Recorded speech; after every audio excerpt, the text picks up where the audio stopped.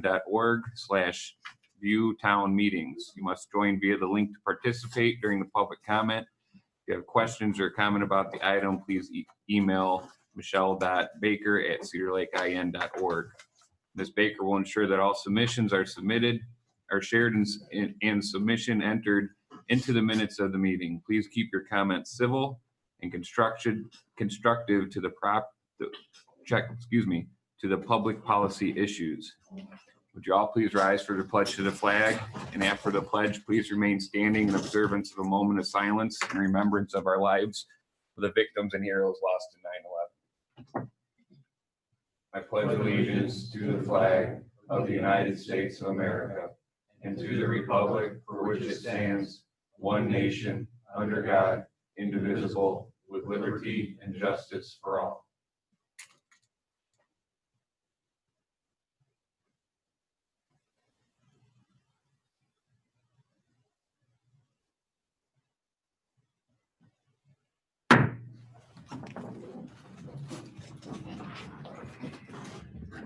Thank you. Roll call. Present. Jerry Wilking, Here. John Kapora, Present. Jeremy Kuiper, Present. Jeff Bungie, Present. David Austin, Present. Tim Kubiak absent, Michelle Baker here, and Tammy Pelgrim here. Thank you. Reading the minutes from August 13, 2020 public meeting. Are there any additions or corrections? Look good to me. Looks good to me. Seeing none, need a motion to approve. I'll make that motion. I'll second, Mr. Chairman. Motion to approve by Mr. Kapura, second by Mr. Bungie. Roll call. Baker Kupita, Yes. Jerry Wilking, Yes. John Kapora, Yes. Jeff Bungie, Yes. Jeremy Kuiper. Yes, minutes approved 5-0.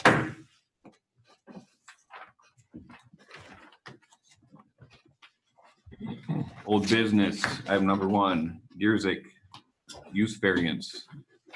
Owner Cedar Lake, 132nd Morris LLC, 16200 Clinton Street in Harvey, Illinois. Petitioner John Gierzik, 9 Gianna Drive in Flossmoor, Illinois, in the vicinity of 13205 Morris Street in Cedar Lake. This variance is to allow the petitioner to park and sell food out of a food truck with the parking for customers on site and overflow in the adjacent lot with tables/benches for outdoor dining. This was deferred from the August 13, 2020 meeting. Councilor Austin. Well, it's been deferred, so floor is open, everything was legal to do that. Here on the deferral. Very good. Is there a petitioner for this item this evening?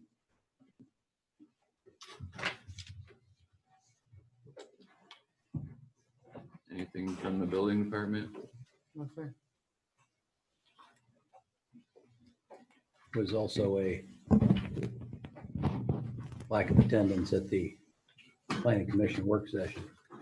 Are there any remonstrators here for this item?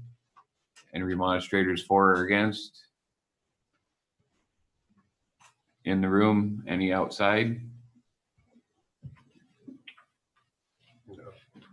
The door's open, they can come in. Ms. Baker, has there any been submitted online? No, sir. Okay, seeing or hearing none, the public portion of this item is closed. Hello. Hi.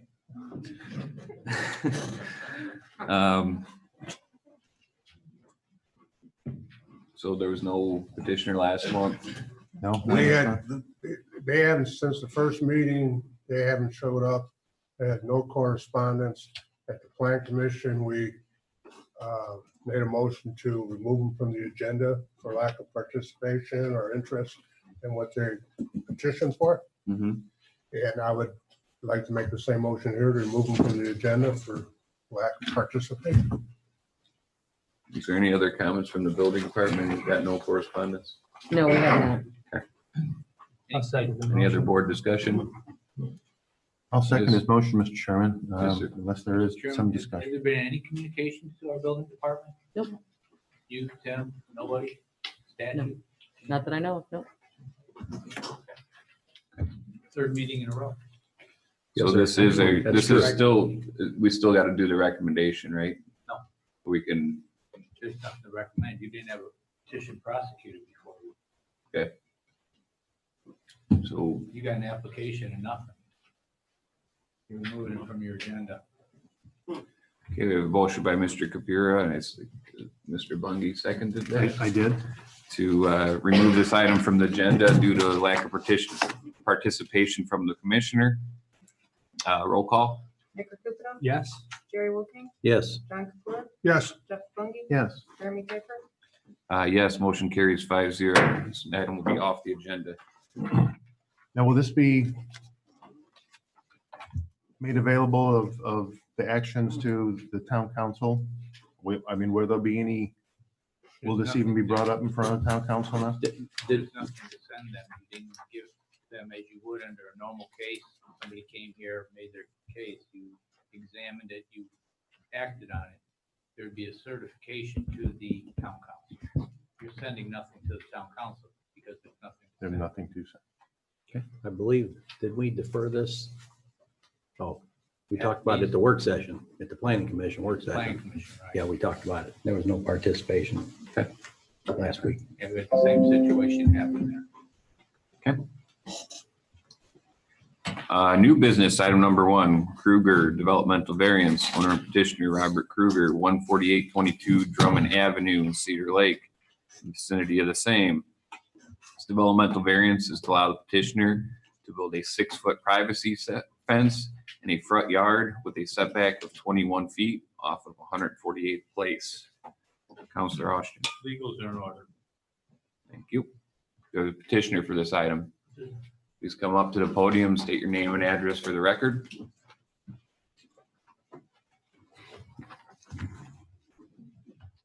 Robert Kruger, 14822, Unit A, Drummond Avenue, or Drummond Street, Cedar Lake. And go ahead with your request. On the side, it's like the side of the house, but it's on a main street. I want to build a 6-foot wood fence, 59 feet long, to attach to the neighbor's fence in the back exact and come up to the side of my house. Okay. Building department.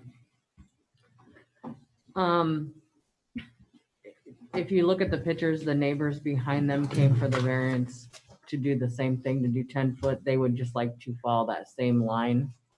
Yes, Is that correct? correct. In June. Which would be a 21-foot setback off of 148th Place. Is that the back of the house or the front of the house? This is the side, so this is 148th right here, or over there. So this is the front of the house, so see, Oh, okay, gotcha. All right. so it's just on that side.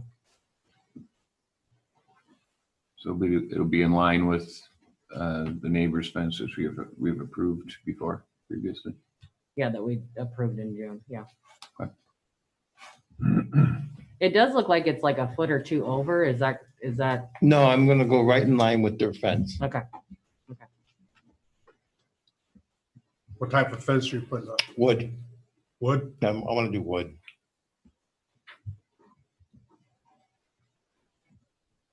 Is there any other board discussion, questions, comments? No, sir. Okay, sir, I'll ask you to take a seat for a brief moment. Sure. Are there any remonstrators for or against this variance? Any remonstrators for or against this variance? Outside? No. Ms. Baker, has there any been submitted online for this item? No, the cutoff is now 4 PM and I did not receive anything. Okay. Seeing or hearing none, the public portion of this item is closed and we can come back up.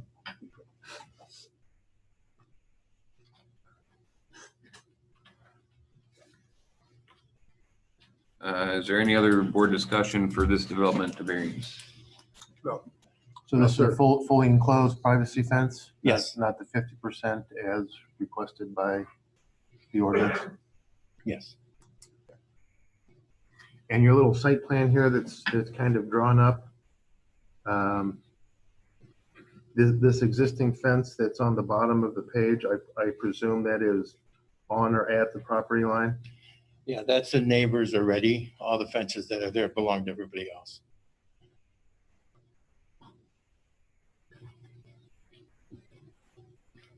That's all I have, Mr. Chairman. Thank you. Any other board discussion? No, I'd like to discuss the motion, or make the motion. Pretty simple. I'd like to make a motion that we approve this developmental variance as presented, to include the findings of fact. I'll second it, Mr. President. Findings of fact. Okay, we have a motion by Mr. Cupido, a second by Mr. Wilkening, to grant the developmental variance as requested to allow the petitioner to build a 6-foot privacy fence in a front yard, a setback of 21 foot off of 148th Place. You understand the motion? Roll call. Nick Kukuda, Yes? Jerry Wilkie, Yes. John Kapoor, Yes. Jeff Bundy, Yes. Jeremy Piper. Yes, motion carries 5-0. Thank I'll get a you. building permit. Thank you. Item number 2, new business. Rossi developmental variance. Owner petitioner Sebastian and Michelle Rossi, 14765 Ivy Street in Cedar Lake in the vicinity of the same. Developmental variance is to allow the petitioner to have a 12-foot by 24-foot pool in a front yard of a through lot. Counselor Austin. Legal zone order. Thank you. We have a petitioner for this item. Please come up, state your name and address for the record. Sebastian Rossi, 14765 Ivy Street, Go Cedar ahead. Lake. Go ahead with your request. My request is to put a pool 12 by 24 in my front yard, which is my back of my house. Okay, building department. Tim did go out and inspect this, and his comments were that that shed was currently in the easement and needed to be moved and followed according to our zoning ordinance.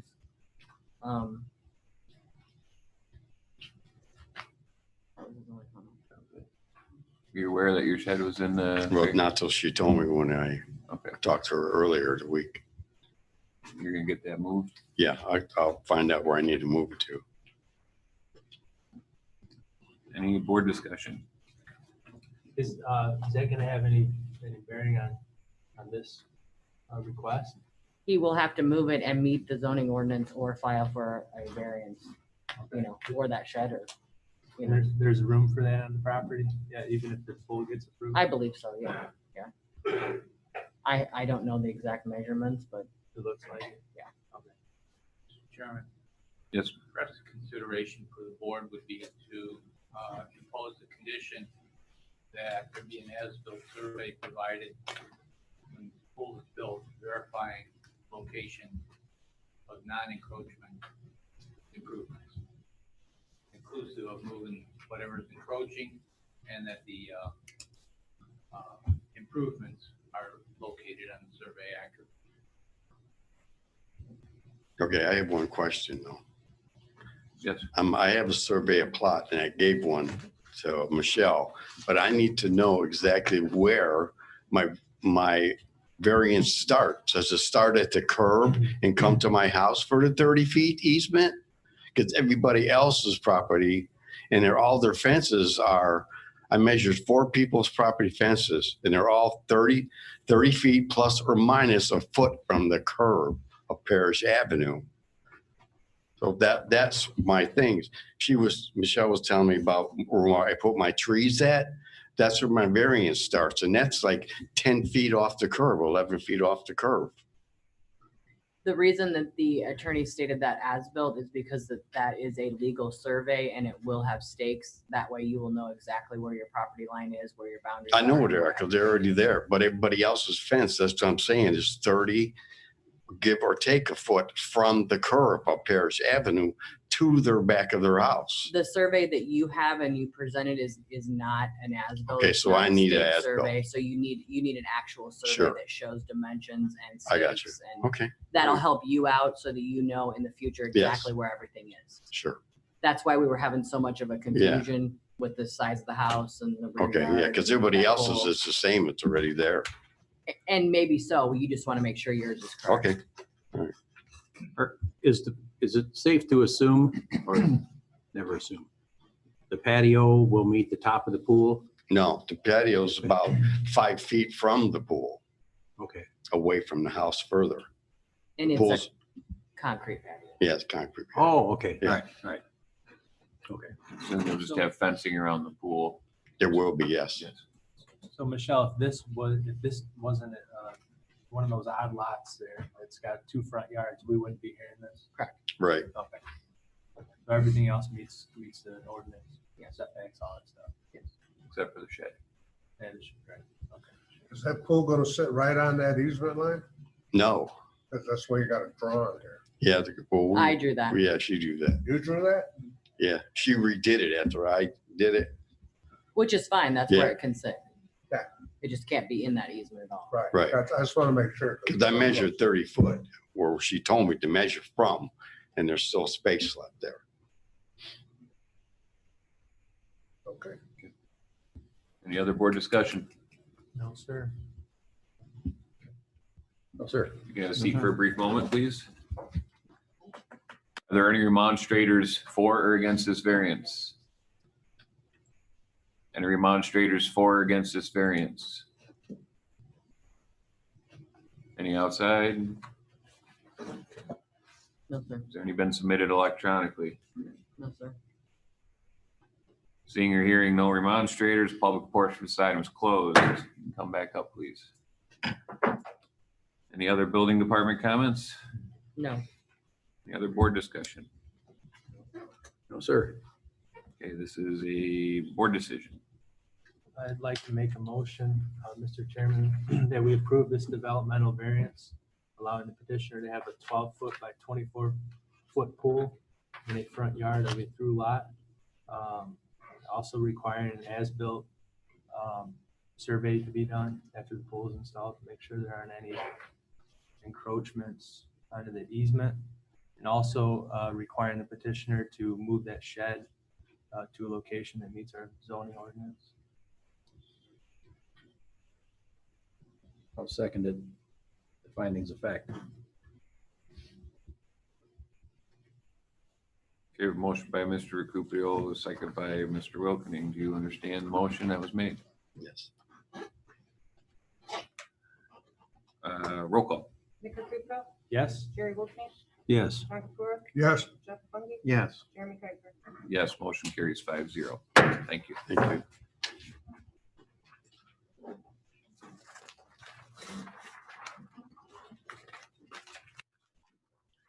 New business, item number 3, Benton Developmental Variance, owner petitioner Paul and Susan Benton, 13304 Schneider Street in Cedar Lake in the vicinity of the same.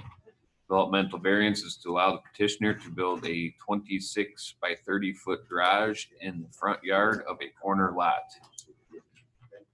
Counselor. Legal's been in order. Thank you. Is there a petitioner for this item?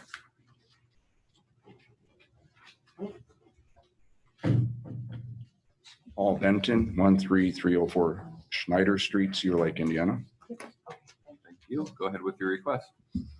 We want to build a 26 by 30 garage in the front yard of our corner lot. It's a weird place for it. Why is it in the front yard? Why is it in the front yard?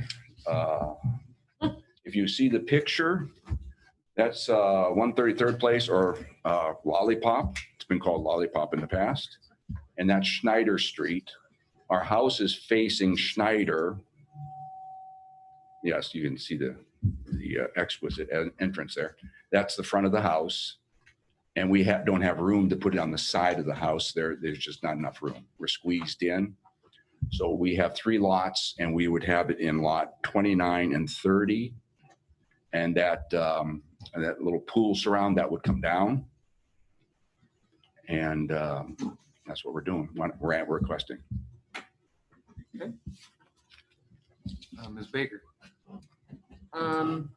Exactly what he stated. I believe that it's 50 foot from 133rd Lane and 40 foot from Schneider Street. Tim did inspect it and he has no comments. You've got 2 front yards, right? Could you give me those measurements? I did not measure it, if that's what so I'm on the same page. You have plenty of room. You can even Okay. go further Okay. than that, but Okay. on here it was 50 foot from 133rd and Okay. 40 foot from Schneider. Okay, And you still had 25 feet in the back. thank you. My question is this a one lot subdivision? Or are they all separate lots?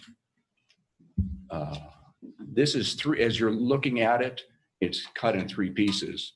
You have lot 28, 29, and 30. 28, 29, 30. It's all under one address, yeah. It's all under one address. And the house is on all 3. So it's not putting up an accessory building on a vacant property. They go this way.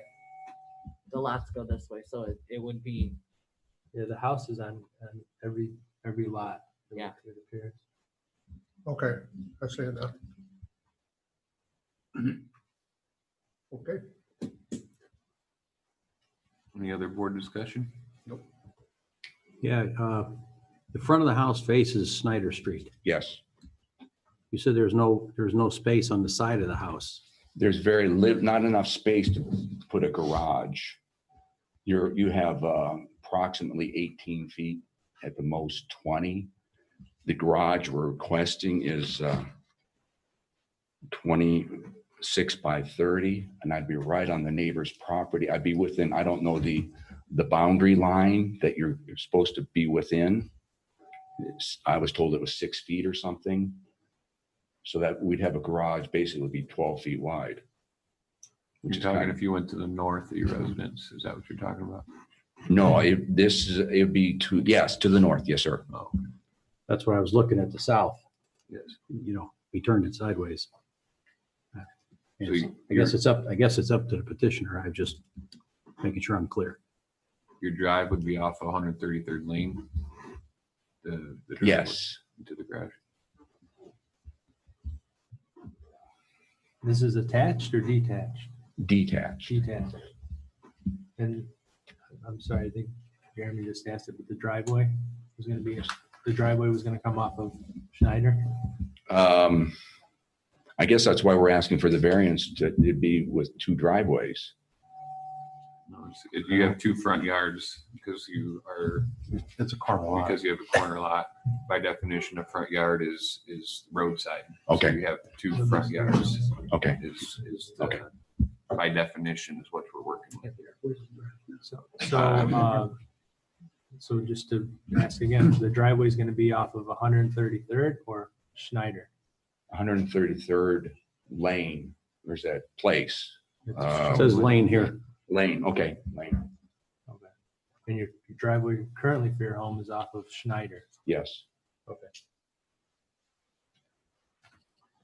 But he has no garage. I have no garage. Right. So he doesn't really have a driveway. No. Right. So Michelle, the setbacks for this is it looks like it's consistent or even farther back than some of these homes and his home itself, right? right, if this was a house that was being built, it would only need to be 30 feet back. Okay. And 6 feet from that rear property and 10 feet from that house. So you guys don't have any problem with the setbacks? Fantastic.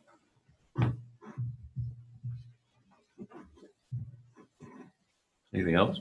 No, not right now. No, sir. Mr. Bungie? Nothing. I'll ask you to have a seat for a brief moment, please. Are there any remonstrators for or against this variance? Come up. Don't be scared. Any remonstrators for or against this variance? Any outside? Ms. Baker, has there any been submitted online No, or sir. electronically? Okay, seeing or hearing none, the public portion of this item is closed. You can come back up. Any other building department comments? No, sir. Any other board discussion for this developmental variance? No, sir. No.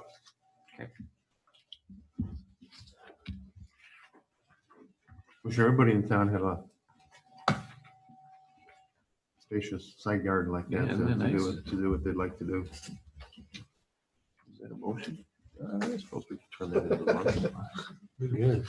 Mr. Chairman, I'd like to make a motion that we grant the developmental variance as requested. Including the findings of fact.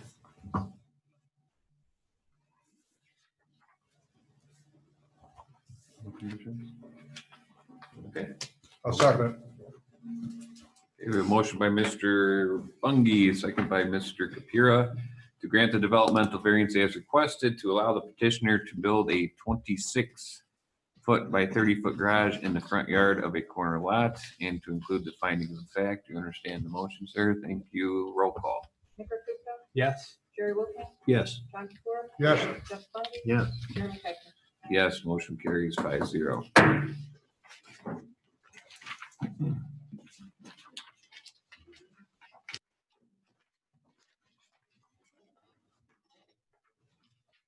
New business, item number 4, Howrot Developmental Variance. Owner petitioner Doug Howrot, 14908 A Cary Street in Cedar Lake in the vicinity of the same. Developmental variance is to allow the petitioner to build a 16-foot by 24-foot deck with a 4-foot side yard setback. Counselor Austin, Legal term order. thank you. We have a petitioner for this item. Please come up, name and address. Doug Karat, 14908 Cary Street, Unit A, Go ahead with your request. requesting a variance to place a wooden deck over the existing concrete patio with the same width to allow a level access into the home, So you're covering, covering the existing concrete patio with a wooden deck. and are you going any further than Just not any further wide, matching the width to the common fence that the existing patio is, but coming out an additional 12 feet, and that but puts- keeping that same boundary line. Okay. Ms. Baker, Coming out an additional, how many feet? 12 feet. So it's a 12 by 12 pad. It's a Roughly? 12 by 12 pad, so I would go out an additional 12 feet. And then the backside would be an L shape, so it would go 4 feet across the back. So it would land in between those windows and the edge of the home towards the grill. So an it's L not going shape. to go past, on your survey, you don't have it going past the building line. That is correct.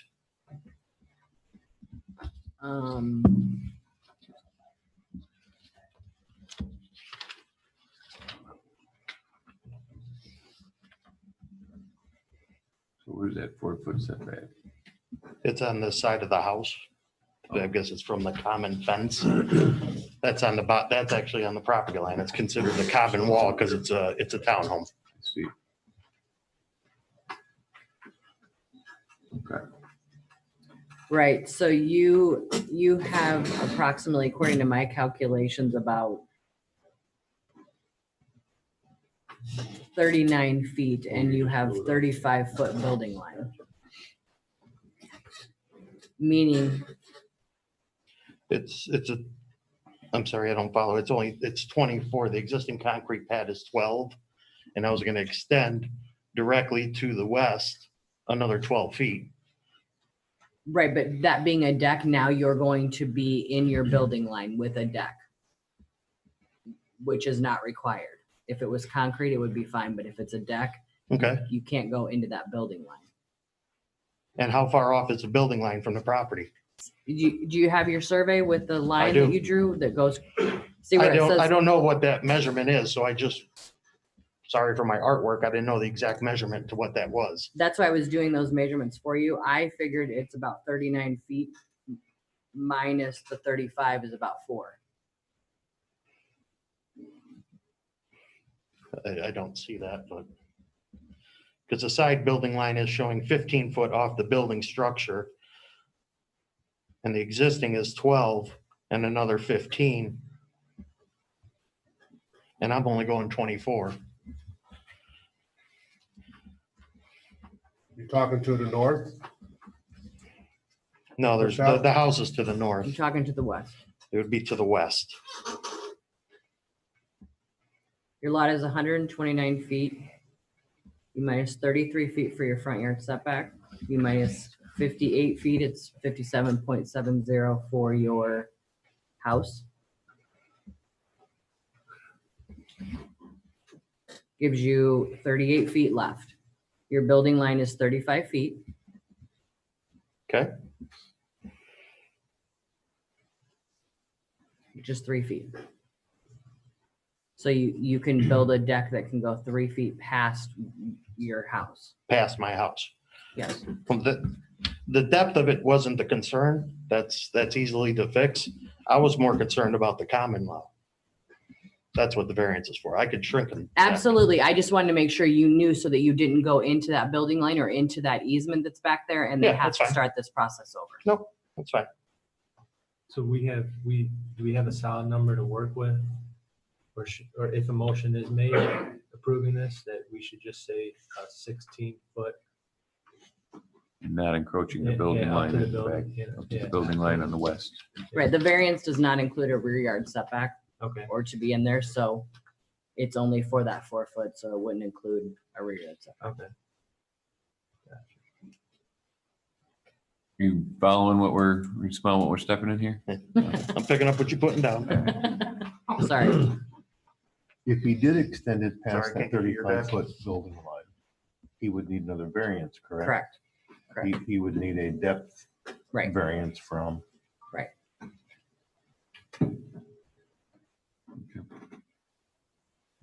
So you have two options. You can either cut it down to roughly the 4 foot encroachment from the back of the 3 to 4 feet Yeah, we'll figure it out.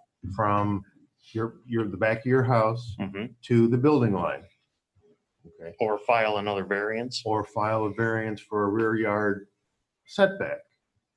And then possibly be given those extra few feet to the easement line.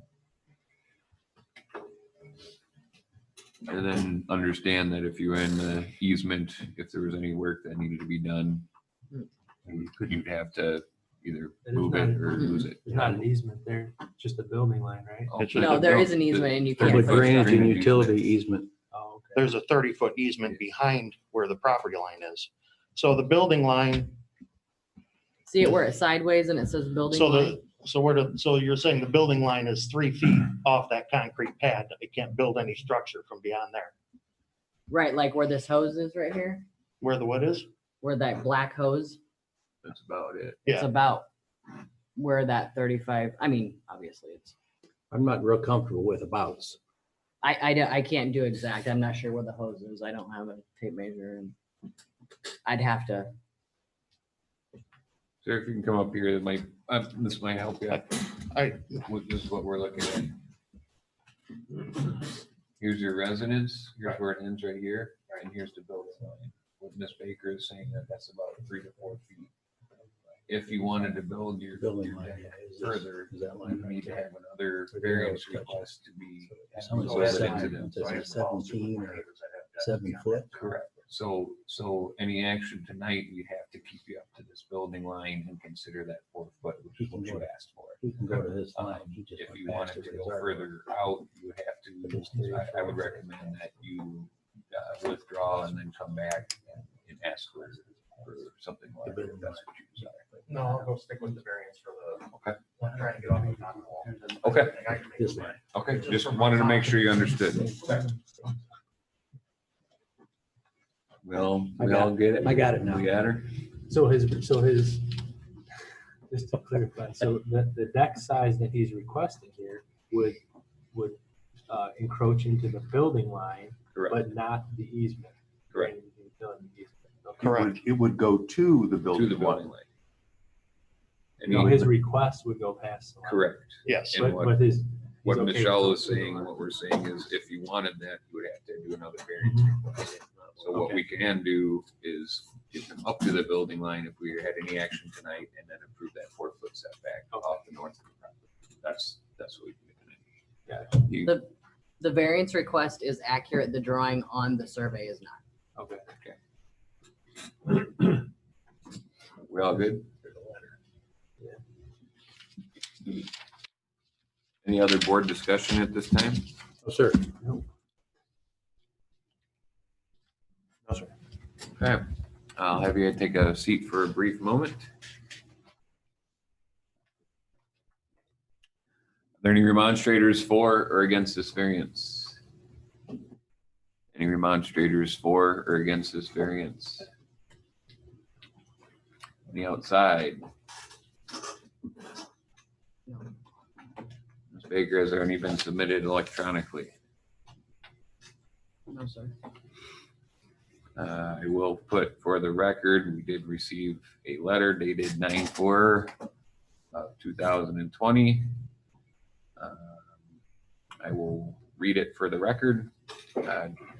Dear zoning board, we are writing in objection to the developmental variance from zoning ordinance number 496, Title 9, residential 2-family R2 zoning district. We are concerned about potential safety and liability issues that may result from the deck being too close to our fence and property line.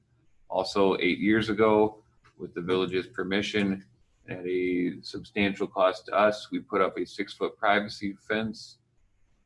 The petitioner wants to build a 16-foot by 24-foot deck with a 4-foot side yard. This will negate the purpose of the privacy fence. For these reasons, we are objecting to the proposed developmental variance. Thank you, and signed What is it, Redkey? Christine Radke, possibly.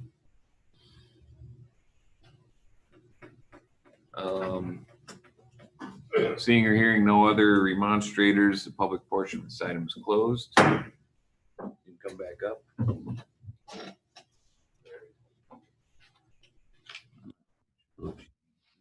I understand what that. Yeah. Yeah, there's See over the a, fence. like, you see the fence there, and she's saying if you get too close to that fence, it's gonna be a safety problem or what have you. He's already got a concrete slab there, so it's not any more unsafe with him building the deck as it is with the slab there now, that he's using for a small patio.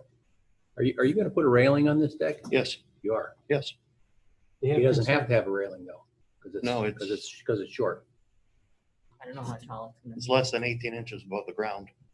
I think the concern that they have is maybe privacy. Now it's a deck, it's up higher, and they're losing that privacy from their neighbors. Well, looking at the picture, I mean, you can't really bring the deck higher than what his patio door is there, which like you Right. said is one step, one concrete step up. So we're Yeah, I was talking- just clarifying what Oh, you okay. know, reading into it, what I think that they're getting at with that, you know. Okay. You don't have anybody living there that's like 7 foot tall, do you? Just my little mom. It was for her, not me.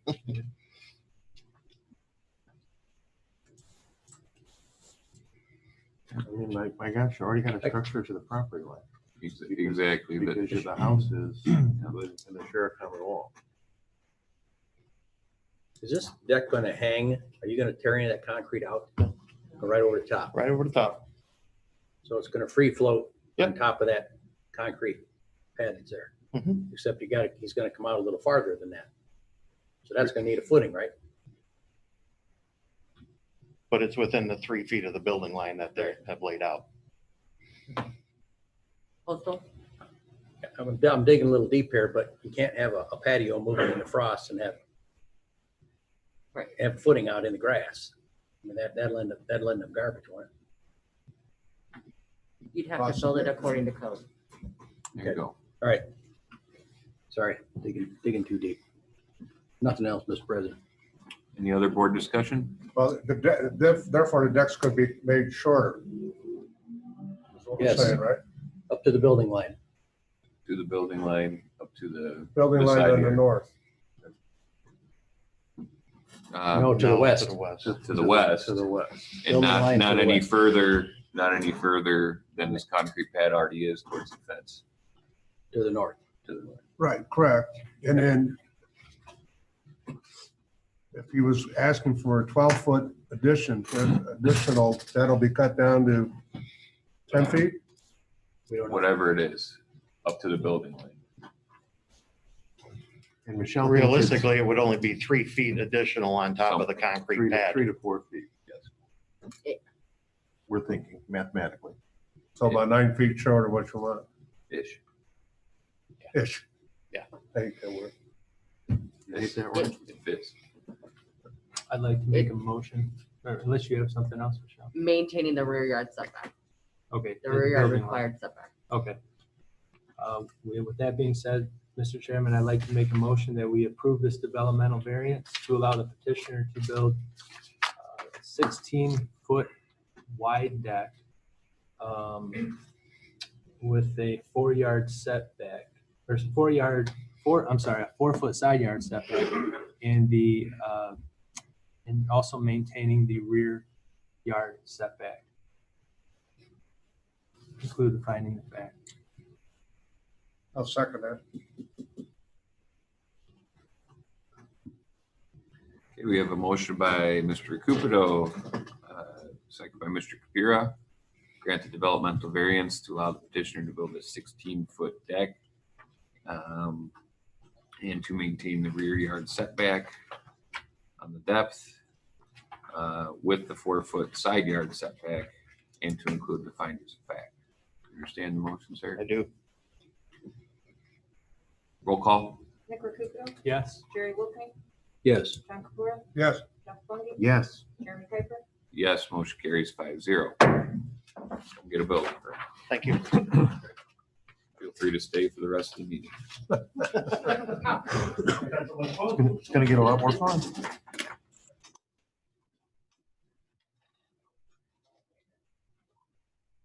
New business item number 5.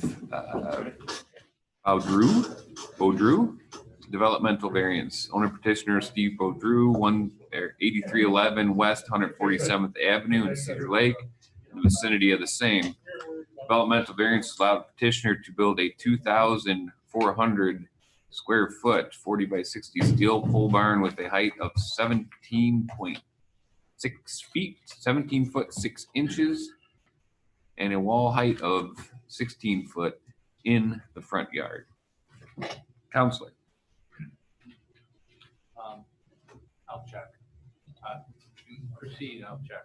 I was looking at my notes about this application and the history of it. Okay. You're gonna want to put that in your record also. I have that. Michelle has that. Is there a petitioner for this item?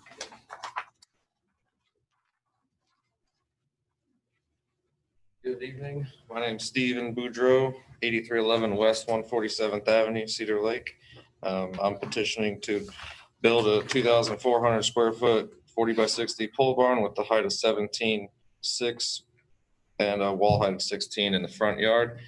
The front yard aspect of this, I came in and got an approved variance last year, but in the process of getting everything going and with COVID and doing boring samples, I've surpassed my 1-year approval.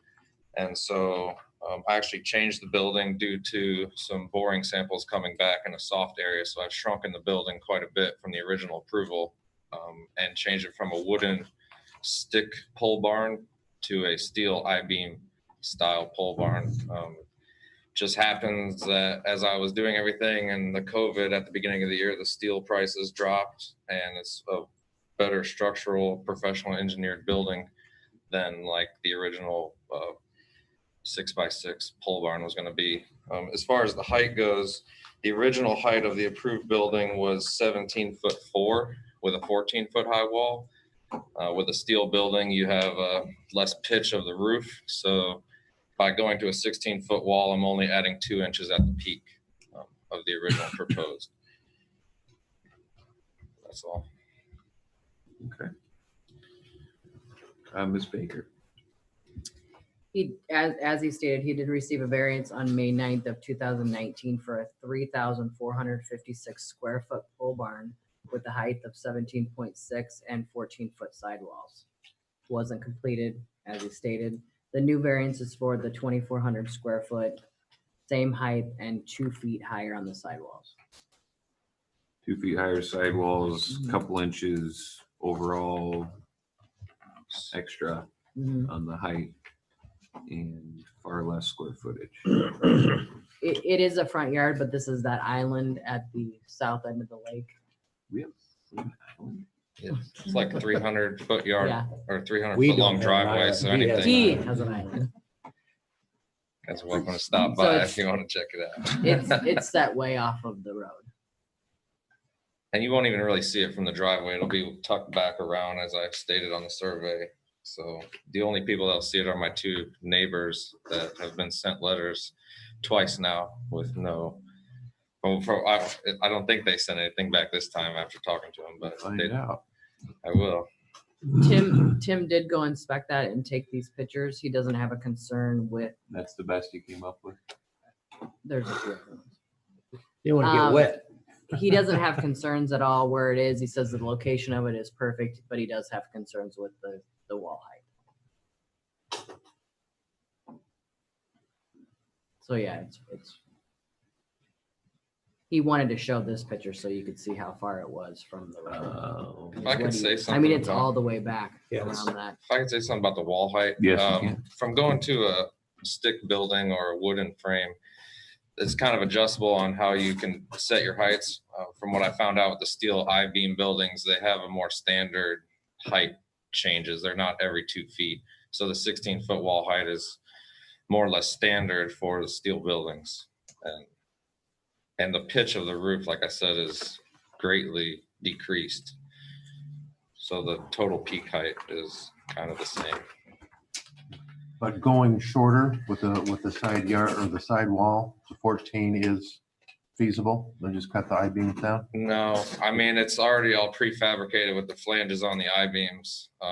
They come and bolted together on top of the piling. So it's already kind of set like that. It was like a building special. That's why I changed it. So they had a certain size building that was for sale.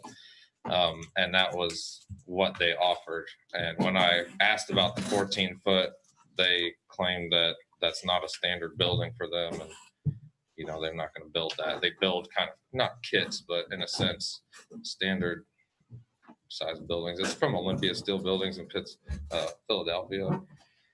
And like I said, the building's got professional engineer drawings for the wind load and everything for the area.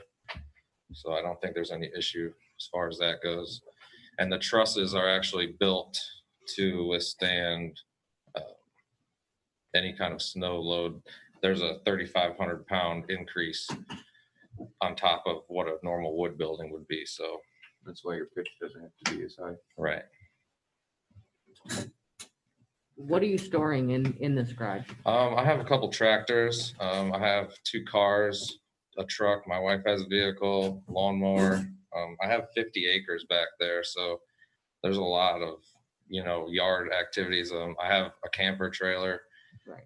I have some 4-wheelers and things I just want to get out of the yard so it doesn't look like the yard's full of stuff. The original house only came with a 7.5 foot high by 20 by 20 garage. And so it doesn't really leave much for, I can't even pull my truck in there. So personal items. How many garage doors? 2. They are 14 foot high by 12 foot wide. Mostly because I have trailers. Like when I take my tractor somewhere, it's a tractor trailer. So it makes it a little easier to get in with the 12 foot wide. And then 2 man doors and 3 windows. I think I submitted the plans when I put in the variance. It was a big packet of all the professional engineer drawings. And I even put in the boring samples in there as well from, the name's not coming to me, but it's a well-known boring investigators here in Northwest Indiana. For some reason, it says on I don't the, remember. but they came out and bored the holes. And one of the areas was originally going to put the building. I had to go way too far down to get to stable ground. And so I decided to just cut the building shorter to not have to deal with that extra cost of footings. But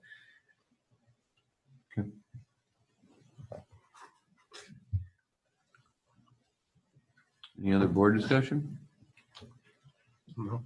So this is on, so you said you own. it's two different lots. So this one that the building will be on is on 4.5 or 5 acres roughly. Okay. And then there's a second lot that is part of what I own as well that's connected to it. That's 45. Okay, what she's. The pulling Thailand. from the GIS? Yes. Okay. And it would be in the dark blue section to the upper left corner. Right here. Yeah.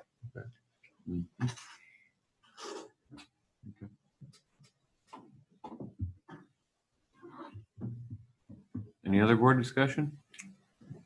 No. At this And how time? much of your property is underwater? Well, when we had that really bad rain, I have a shipping container back there, which I'm sure you saw, and none of that got wet whatsoever. It went around the back, and that's kind of why I've adjusted how the building is. The floor height of the building will be 6 inches higher than the bottom of the shipping container, so there will be no problem with drainage or anything around there. I plan on maybe doing, I mean, it's all 2-inch rock underneath there, so it flows pretty well. I mean, even these last couple of rains, there's been no puddling, so that was obviously a big concern with this whole area back there. But it is 20 feet off of the wetlands in one direction and almost 45 feet in the other direction. So it's there's none of your properties in the actual floodplain? Or at least where this building. Not where this building's gonna be, no. Yeah. No, it's inside what I'm considered not allowed to change the, there's basically like an edge where the water line is. And the Army Corps of Engineers states that that edge cannot be changed, added to, whatever. And this is well within 20 feet of where that edge is. Okay. So nothing will be affected by the wetlands.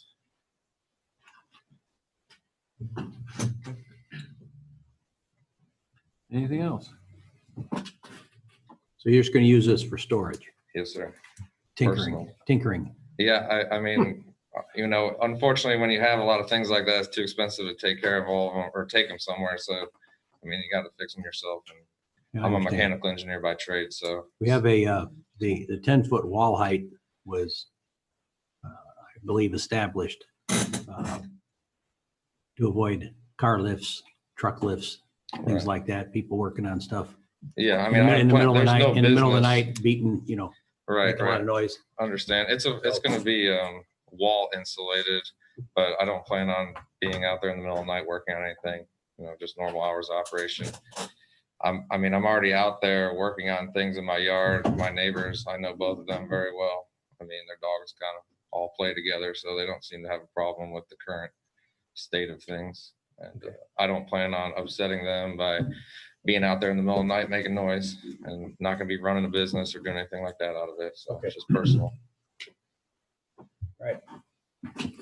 Nothing else, Mr. President? Thank you. Anybody else?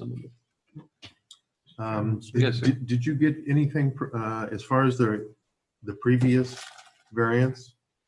You didn't get a chance to move on any of that other than put down some packed gravel? Yeah, well, the problem was I wanted, before I spent the money to have those boring samples done, it was almost $5,000. So before I even had that done, I wanted to make sure I could even build a building. And then through the process of getting that done towards the end of last year, then winter hit, and then nothing really happened until March, which then the whole world was flipped around a little bit. So I've been kind of delayed in getting people out there to do it. But now that I got all my ducks in a row, it just happened to be past the year. And actually, it's not just that, it was the fact that the wall height changed. That was something that I didn't see when I was doing all this, but it was kind of too late to go back because I already had some things lined up with putting a deposit down and all that. So this is kind of the way that it should be built. And in my opinion, it's a much higher quality building. I mean, it'll last 100 years, whereas that pole barn, I mean, 30, 40 years, and sometimes they have issues, especially if you put the wood inside the ground like that. It's not exactly the best in that wet area. So this will be a fully above ground metal building. Counselor. first of all, the legals are in order for the most current application that you're hearing tonight, as opposed to what happened last year. Okay. Second, this matter ended up on a town council agenda a month ago in respect to an extension or an addendum or I don't know, there's Yes. equity. Yeah, the reason why it came up a month ago is I came in to get my permits and it was over a year. And then I was gonna come in and request an extension. When I brought in all my drawings, because the building had changed, it was brought to my attention that the wall height was different. So in that case, I needed to come resubmit instead of following up with that extension, basically. So the record should reflect, first of all, this is a developmental variance. And as such, it's in your jurisdiction, not the town council's. That was debated a bit at the town council, but it's yours. And being yours, you of course can impose reasonable conditions. You heard some of the things that were exchanged here tonight. You might want to remind you about something that's fairly standard for you. That is that you make certain that the petitioner knows no business activities. With the request made, there could inure a certain type of conduct and activity. Not saying you could be your successor, two owners away with a perfectly fine business structure to conduct business in that zoning district. So I want to remind you of that. Finally, the submission of, well, the expiration of the time period caused that approval that you gave to expire. So on your record, if you would reflect that in a motion that's been made or being made or will be made, that you recognize the expired approval and that you're acting on what has just been filed before you. Some type of record would provide some kind of a link for somebody searching a record one day. When Michelle isn't here, or I'm not here, or you're not here, or whatever. So we have a trail. Okay. Is there any other board discussion at this moment? No, sir. No, sir. I'll ask you to take a seat for a brief moment. Excuse me. Are there any remonstrators for or against this variance? Any remonstrators for or against this variance? The outside. No. Ms. Baker, has there any been submitted electronically? No, sir. Okay, seeing or hearing none, the public portion for this item is closed. And we can come back, please. Is there any other building department comments, questions, concerns? No. Any other board discussion for this developmental variance request? No. No, sir. Okay, this is a board decision. Mr. President, I'd like to make a motion based on the 2020 variance request, not the 2019 variance request, that we approve the petitioners, allow the petitioner to build a 2,400 square foot building, 40 by 60 steel pole barn with a height of 17 feet 6 inches and a wall height of 16 feet in the front yard, with the following contingencies: that it's used for personal use, no business activity, for storage. With the findings of fact. And to acknowledge the previous. May 9th, 2019. Yeah, I think I did at the beginning. Yep, I got it. I just have a quick question. Is steel pole barn sufficient, or is there? I mean, this is like a clear span. Posted steel. beam, it's the same. Yeah, the original Red wood frame building was on an 8-foot center. The I-beams are on 20-foot centers. No, That's pretty much. just for the record, is steel pole barn going to be sufficient for what I he's think doing? they're Because- synonymous. I'm sorry. I think they're synonymous. Well, I read exactly what was here. Yeah. Because your design, your structure is gonna be different than a regular. Well, it stick-built says pole steel barn. pole barn. No, it's a standard steel pole barn. It was just the change from the wood to the steel between the 1 year period of time. Was the only thing that was the real difference. But it's a standard, out of the box, nothing special building. Okay. Must be a pretty big box. Hopefully, it will be a big box. Okay, I'm fine with that. All right, we have a motion. We have a second. Are you suggesting I amend my motion to all steel building? Well, here's my opinion on it, is I'm not big on the wall height, but the sidewall height, but if this is one of those, they're steel beams, right? Yes, sir. That are attached on the steel beams that are on a Yes. concrete footing. Yes. Yeah.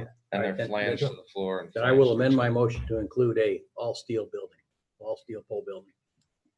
Which is in the You good with request, right? Yeah, I like the idea because I know those buildings last a long time. So I'm All more- steel. Okay. Thank you.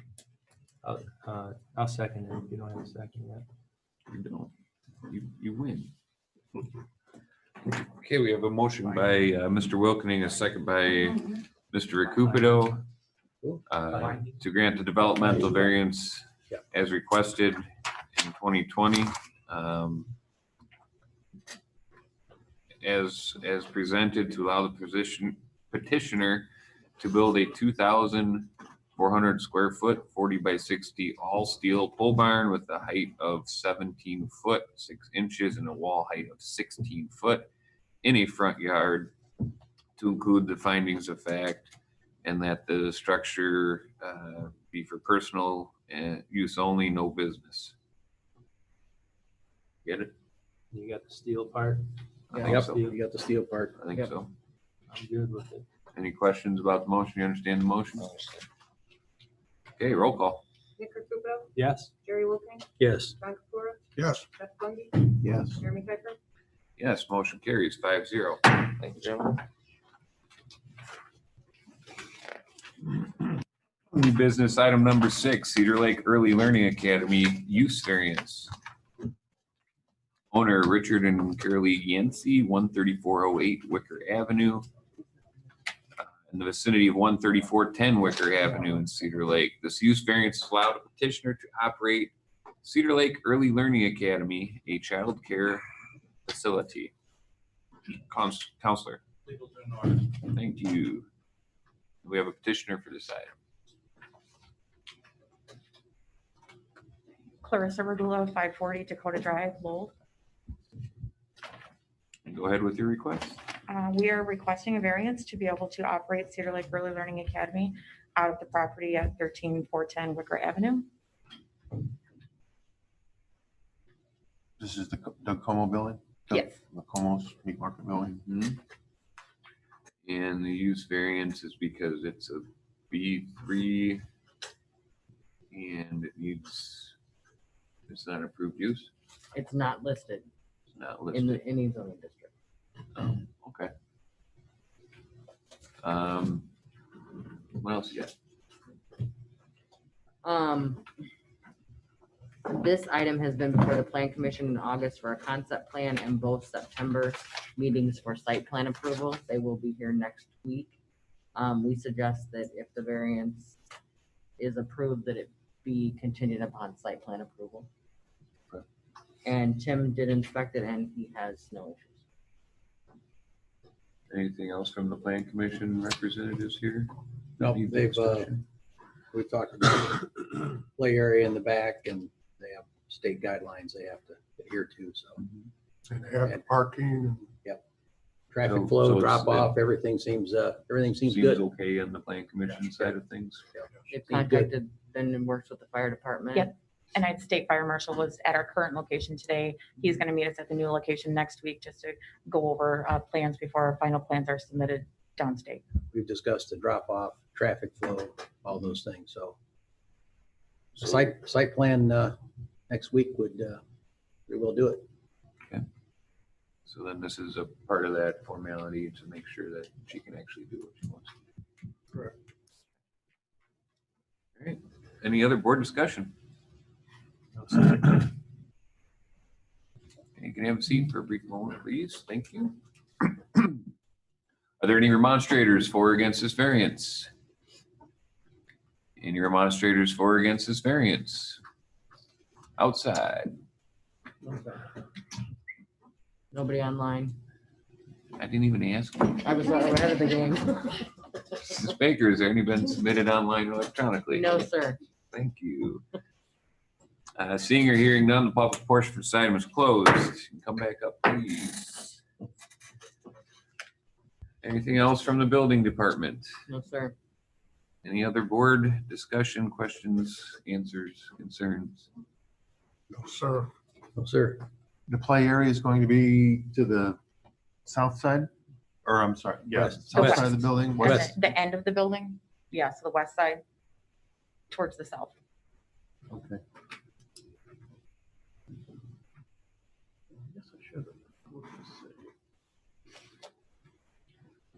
I think it'd be a good use for that building. One more. Yep. Hmm? See, there's one in the southwest and then there's Okay.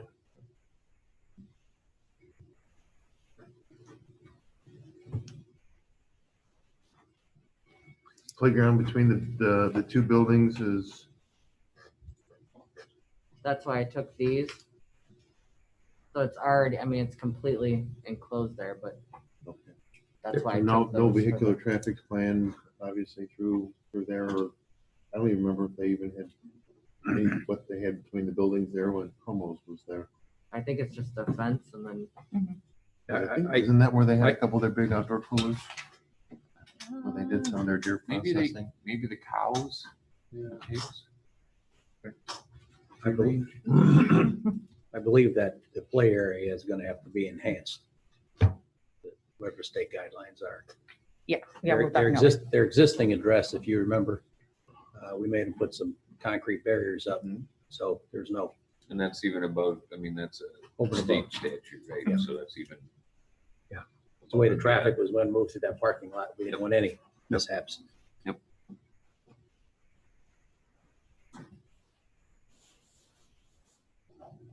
Any other board discussion? No, No, Mr. President, I'd like to make a motion, no. Okay, this is a recommendation to the town council. I'd like to make a favorable recommendation to the town council that the use variance be allowed to operate a early learning academy and childcare facility at the address of 13408 Wicker Avenue And with the findings of fact. contingent on site plan approval. Contingent on the site plan approval. That was beautiful. I'll second it. Next week. Okay, we have a motion by Mr. Wilkening and a second by Mr. Kapira to send a favorable recommendation to the town council for the use variance to allow the petitioner to operate. Hi. Vicki Vicari, I'm her realtor. Sorry to butt in, but he said the property address at 13408 in his, 13115. and it's Check 13410. I just Sorry. want to make sure it's right. I'll do it again. Sorry. I'll do it again. You're I'll right. butt out now. You're right. Thank you. Mr. President, I'd like to make a motion that we make a favorable recommendation to the town council to allow the petitioner to operate Cedar Lake Early Learning Academy and Child Care Facility at 13115 Wicker Avenue. no. No. 13410. 13410. It was so beautiful. We had here. Oh, it was 3 addresses. 13410. All right. Just say 13410. I'd like to make a motion that we send a favorable recommendation to the town council regarding the 13410 Wicker Avenue building, that it be used for a Cedar Lake Early Learning Academy and Child Care Facility with the contingency of site plan approval with findings of fact. Couldn't have said it better myself.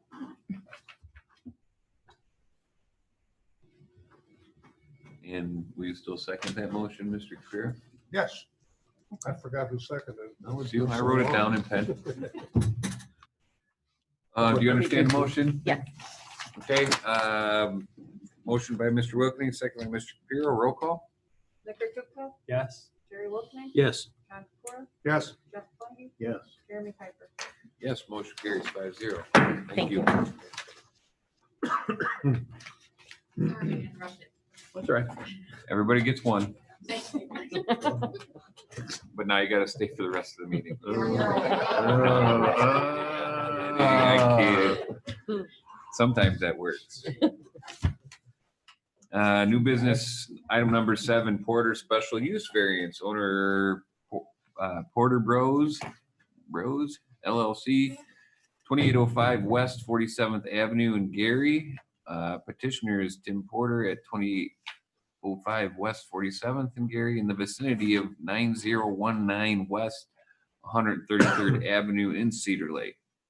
Special use variances allow the petitioner to operate an outdoor storage facility for boats, RVs, cars, and trucks. Counselor. Legal in order. Thank you. We have a petitioner. Yes. Welcome. Good evening. Name and address. Timothy Porter, 9019 West 133rd Avenue. Go ahead with your request. As you had stated, some outdoor storage we'd like to put on the property and some future indoor storage as far as U-locks.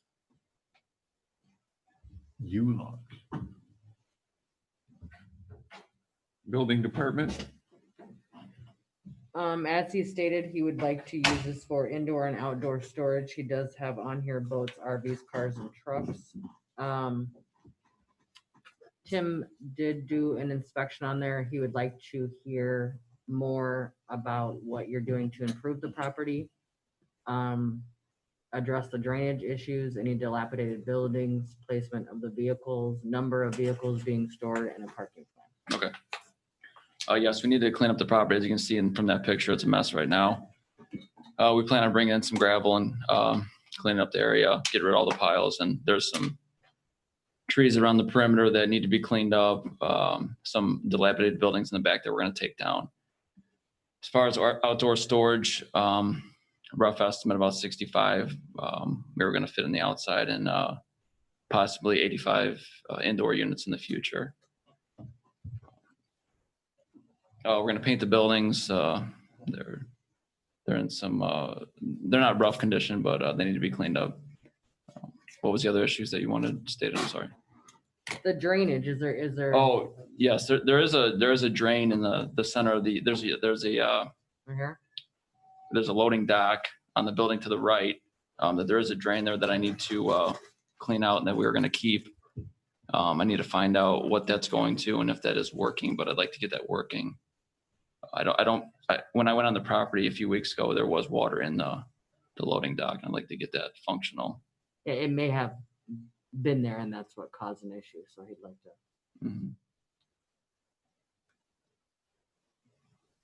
You're gonna pave the lot, light it, do anything like that? There is some lighting, or there is some lighting right now in the buildings. We'd like to bring in some additional lighting and stone right now. Maybe in the future some pavement. There is some pavement in the back and there's a little bit to the right there. But as far as in the back, it'd just be stone for now. It'll be fenced or gated? It is fenced and gated currently. It's just overgrown with trees and stuff. It is fenced all the way around the perimeter? Correct, yeah. Is the plan commission gonna hear this, or is this just going to the BZA? Just BZA. Okay, and we don't have like a legitimate site plan that was submitted? We have a conceptual 3-dimensional drawing. I see that. And that's it. Yeah, doesn't show lighting, drainage. And that's up to you. That could be part of the approval process. Yeah, honestly, I'd like to see that before we made a decision. That's my opinion. Yeah, this is lacking a lot of information. You currently own the property, or are you looking to purchase the property? Currently under contract, kind of contingent on if we can do some storage in the future. So okay, that's why just doing this preliminary work to see what we can do. So Is it necessary that the owner of the property should be here as well? He does not currently own the property. Absolutely. The owner should have been part of the application process. Okay. Even though they're selling it. Yeah, well, you don't own it currently, so that's what it's standard practice that we have the owner of the property, the current owner, in on these discussions as well.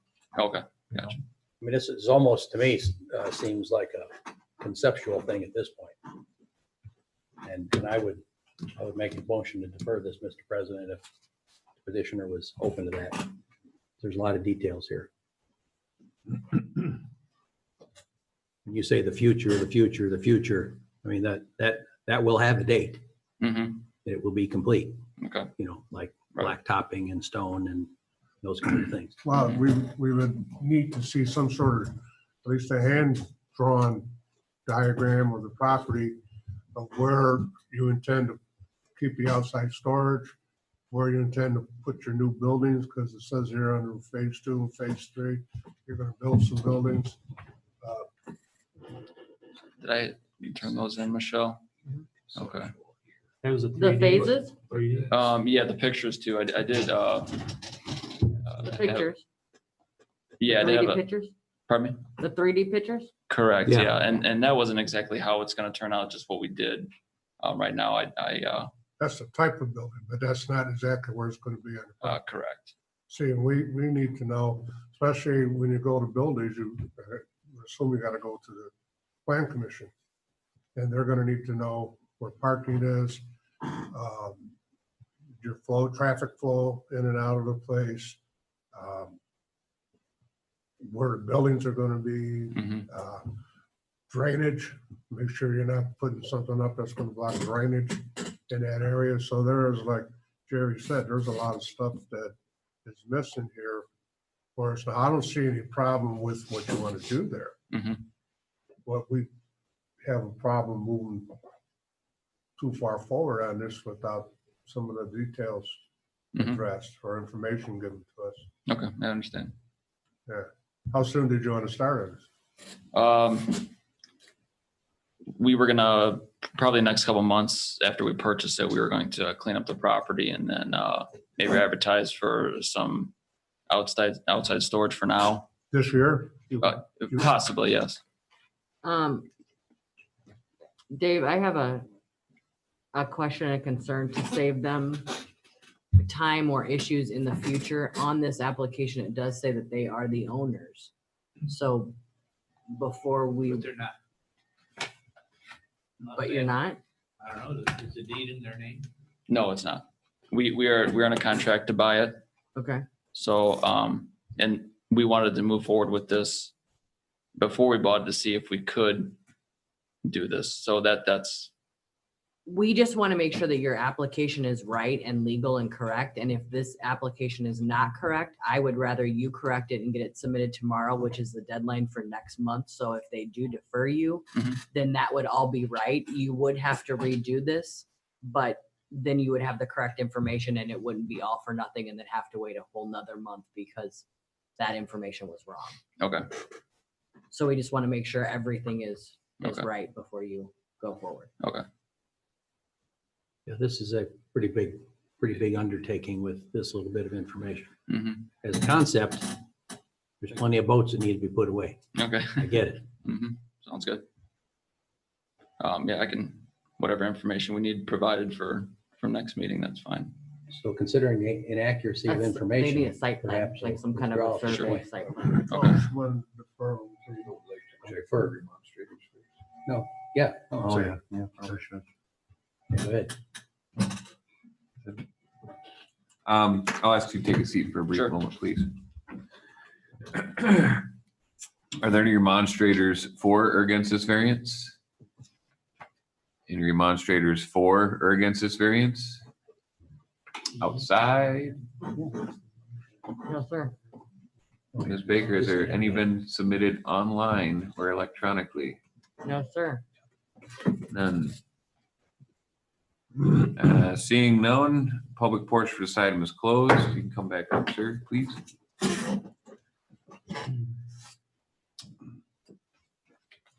So I think it'd be in your best interest to request a deferral. And then you and Michelle, does she, you have to come to you to fix the request? Amend. Yeah, Okay, that's the word. just amend the app. Yep. Amend the application, and then like the other board members were saying, I agree. I like the concept, but there's just not enough. You lay out a 3-phase plan. You give some conceptual drawings. They need to be a little more solid. They need to show where the buildings are going, where the flow of traffic is, where parking spots will be, where exactly those buildings will be. Any improvements like Mr. Kubiak suggested. What are you going to improve the property? How are you going to improve this property specifically? When will the concrete come in? Lights, anything like that. All that information, I don't believe should be a concept anymore. It is like a site plan that needs to be reviewed. Okay. Any other?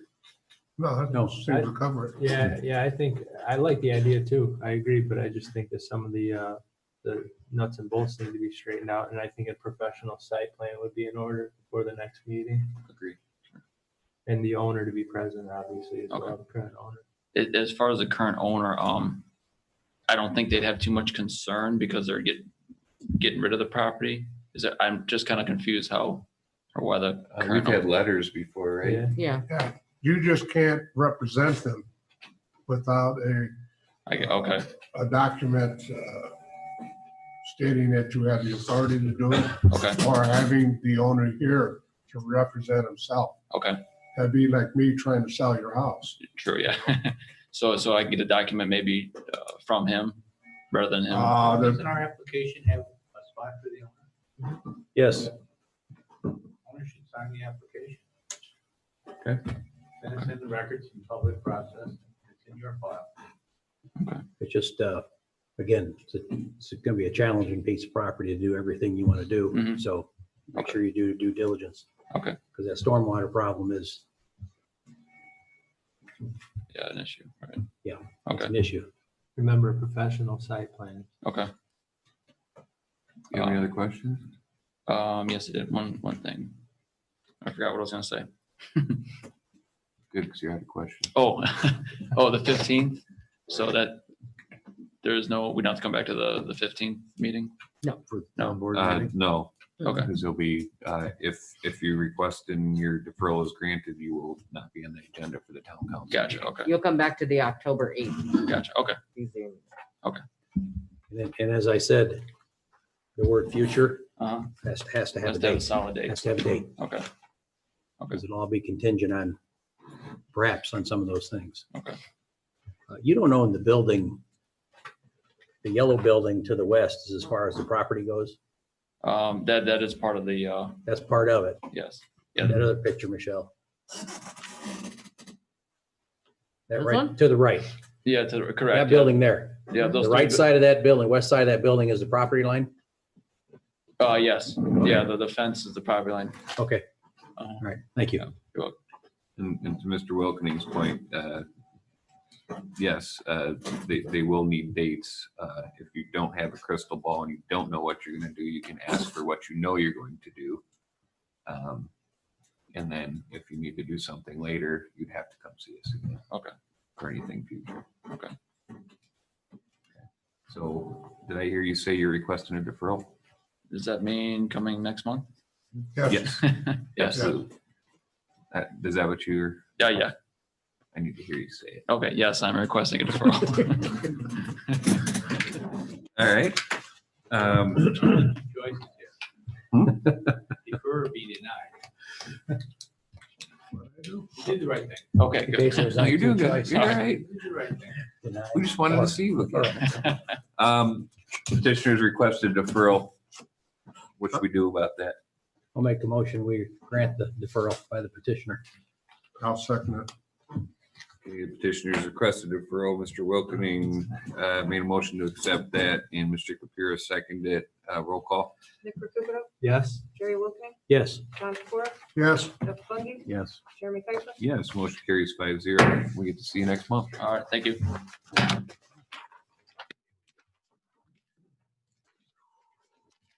Item number 8 is Wesky special use variance. Owner petitioner, is Big New and Mel, I'm so sorry. Melgo Taza. Bring that stuff in whenever you- Perfect.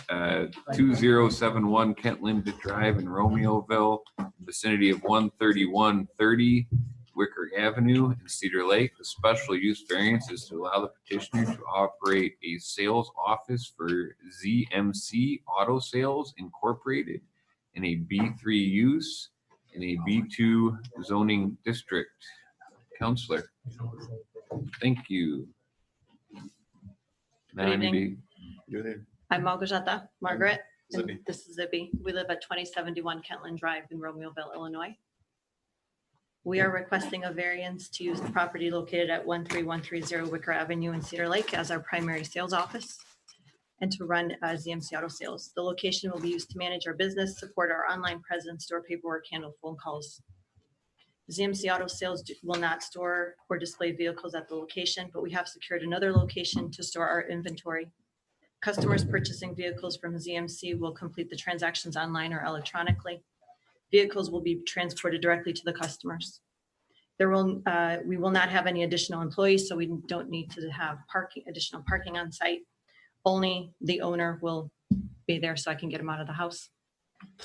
Our hours of operation will be Monday through Friday, 10 to 6, and closed for the weekend so I can have him back.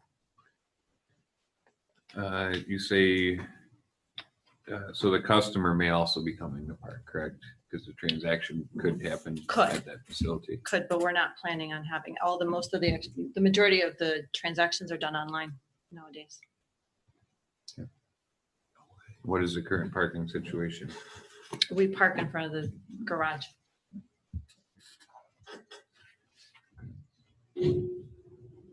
We'd be putting up any signage? We're thinking just one small sign either on top of the garage or directly in the window of the building that at the home or the office space. Any other improvements to the structure of the lot? No, we've spent the last 3 years improving it, getting rid of the eyesore that it was. And now it stands vacant and we just thought we'd use it for something. So you're not going to have a big neon sign on 41? No freestanding, no, nothing. No blanks, No no. crazy wobbly No. flaring arm guy? No. That's Corky. Yeah, that's a Oh. good thing. No poles, no flags. Okay. We originally presented a full-blown used car dealership in, I think, Michelle, April of 2019, thereabout. Negotiations with the site plan and all the efforts that would be involved in making the drainage work and all the other requirements just proved too costly to pursue. So we scratched that idea. Ms. Baker? I have no questions. Tim did go out there. He wants an update on your inspections. He wants the finals for the windows, the siding and the doors. He wants to know if any interior work has been done. It needs to be permitted. Yep. He had questions about how you were going to run the sales office. You did just explain that. And then obviously the parking plan. Yep. So that was also explained. Yeah, But he wants to it make was sure that included. everything is permitted, up to date, finalized, We'll take care of inspected. that. Yep. So there's be no residence there. It's just strictly a business office and Correct. the hours that you gave us there. Yes. Okay. Is that parking area paved? Yes. I'm trying to We visualize the replaced place. the old concrete in front of the garage and the walkway between the house and the garage. I don't think I got any pictures of that. Oh, right here. Yeah, That's a side. that's the side of the garage, but yeah. Yeah, I didn't get any pictures of that.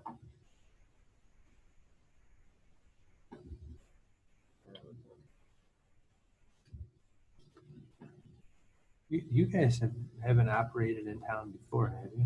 Yes, we were a block north. You were down the road a little Yeah. bit. Okay, I thought the name sounded. That's where your cars were stored. Yeah, that was a full lot. Yeah. Yeah.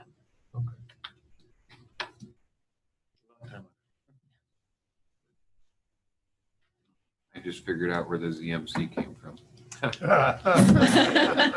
Sorry. Oh my. Long day.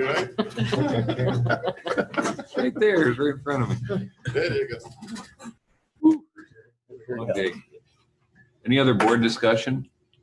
I just, you did a beautiful job on that garage. And- Thank you. And it needed it. Are you going to be adding anything else to the property? Nothing to nuisance the neighbors? No. Nothing? No. But you're not going to store cars in that building. You're going to show cars here. We may not even show cars because the cars are stored in a completely Yeah, we're different. gonna post online. Right. Yeah. Okay, so nothing will be outside for sale? No. Okay. So I have to ask now that I've seen the semi-trailer parked there for sale. Well, right now, we're not doing anything with that property, Okay, so. all right, all right. It's gonna be gone for sure. Okay, all right. I have no more questions right now.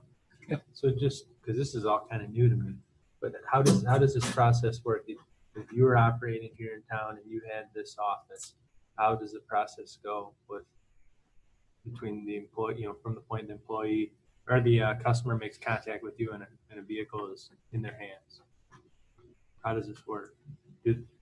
So we would show the car if the customer wanted to see the car and they're in No, town, they're how do- local. Yeah, how does that start? Like what? Well, they what call attract- us, what like you would attracts them? call or email. Okay.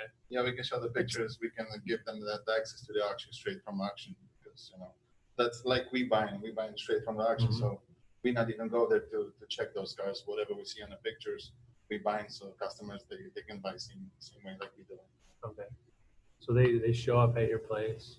They wouldn't even show it. We would meet them where the car is or meet them at the auction or send them the link to the auction to look at the car that they wanted to buy.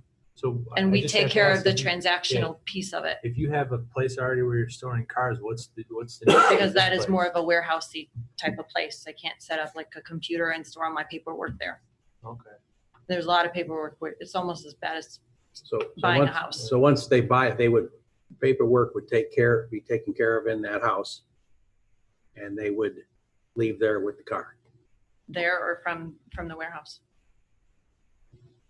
Okay. It's a new concept to me. Well, we own this, so it's cheaper than trying to figure out how to make this a used car sales lot and make it fully operational with all the requirements that were given by the planning group. So I mean, you guys, obviously I remember you being here. I just don't remember all of our discussions we had, but I know you mentioned that it wasn't really feasible to make any of the upgrades before to use it how you wanted to use it before. But I don't recall if was there anything that was really important that we needed them to do, regardless of whether they were going to have cars on the lot or not.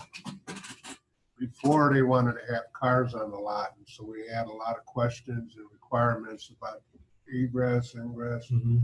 Fencing, when there are fencing issues? Fencing, lighting, Yeah, there was Yeah, a the whole bunch of issues the that, drainage. Stormwater was going to be a nightmare. Yeah, which led them to forget that idea. Now, the way I'm understanding it, it's going to be a sale office. No vehicles will be there other than possibly his Mhm.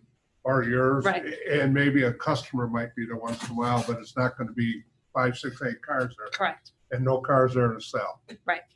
Just strictly business sales. Strictly, yeah. Right. And basically online sales. Mhm. Yeah. Think of Carvana where you put your quarter in and the car comes out Yeah. and drive off. Kind of like that. I just want to make sure we're not missing some of those improvements or anything off that checklist before that maybe would still pertain to this use. I don't think we need to do any, we need to refer back to any of that because all they're doing is a sales office. That So was there's not for gonna be full, traffic in and out, there's not gonna be We're not deliveries. gonna any delivery trucks. Pardon? we originally had planned Yeah. changing tearing down the entire garage and building a new garage behind it so that it can Mhm. facilitate drop off of vehicles, Washing cars in washing there. cars, detailing, Mhm. full service. But it just, logistically, it didn't make sense. And so we scrapped those plans, and that's why we refurbished what was there already. So my thoughts are, we don't have any of those concerns today, but correct me if I'm wrong. So the garage will be used just for personal stuff? Yeah.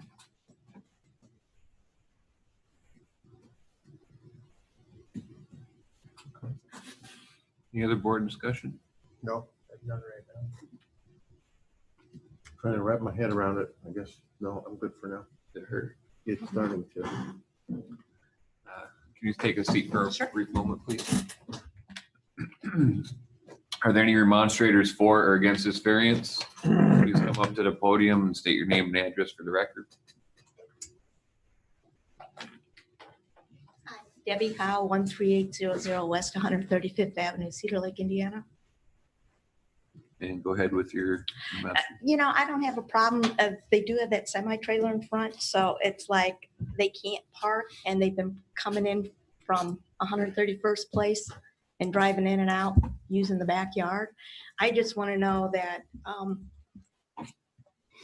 that they're not going to use that as a entryway to the property on a permanent basis. I like the idea that it's internet sales, but you know, when the trailer's gone, I'm not even sure how many cars can park on that cement pad. You know, as far as that goes, I just, you know, it's a great idea. I would personally not buy a car without seeing it first, but you know, I just want to make sure because of drainage and, you know, that things are done right as far as that goes. Thank you. Are there any other remonstrators for or against this variance? Any other for or against this variance? Outside, No, sir. inside. No, sir. Online. Ms. Baker, Yes, has sir. there any been submitted electronically or online for this? No, item? sir. Thank you. Seeing no other remonstrators, public portion of this item is closed. You guys come back up, please. Do we not have Bob with us tonight? Yeah. Wow, I know It's why. been quiet. We haven't heard the birds. No bird chirping. Oh, I am not complaining at all. I just- Building department, is there any other comments? Nope. Just those. Nope.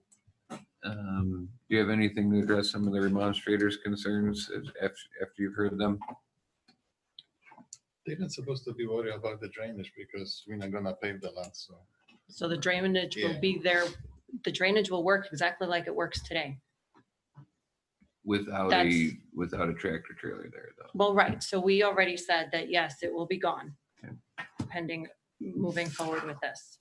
The entrance on 140, 31st. 31st. 31st. I mean, I don't know what vehicles you see coming in and out, but that is an entry to our backyard, to the backyard. There's no driveway there. There was never a driveway there. It was Okay, always all right. just yard. The driveway was in front of the house, so that was never a formal entryway to that property. And now it's being used as. So do I need approval to use it as, I'm Ma'am, asking, yeah, so do I talk need to- formal approval to use that entryway to drive into my property? Is it a public road? It's 134th and there's a space, 131st, but there's a space between the links, the chain link fence that we use because we have a camper, we park our camper there. It's easier than trying to park it in front. Because we have, previously we have an addition with the garage. We demolished the addition and now we can go through, so we can, So are you parking on your property yeah. And Yeah. right now we can fix the fence and we can close it. It's not big and deal. you're accessing it from a public road? Yes. Yeah. And then as far as how many, so I'm sorry, Go ahead. as far as how many cars I can fit on the driveway, where our cars are parked in our garage, I can fit 3 or 4 on that driveway, You need 1 to 2, maybe. maybe. But they're not for sale. They're not for sale, but they're but to see. that woman had said, I'm not sure how many cars can fit on that driveway. Yeah. Well, I what can she- fill what at she was- least 3. I think what she was getting at was that the backyard was being accessed as a driveway.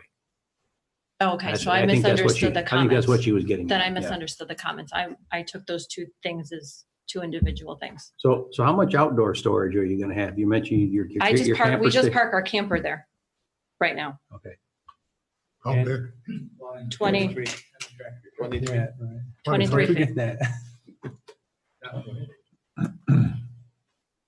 All right. Tractor trailer parking in that lot is not permitted. Standalone. Well, what was your question? Okay, you read my mind. You know I had a question. So going back to the previous time when the petitioners were here, we had a list of things we wanted them to do. And I don't recall the list, but I remember one of them sticking out was like a barrier or fencing, something between this and the residential next door. There is a fence right there. There Okay. is currently a fence. Okay.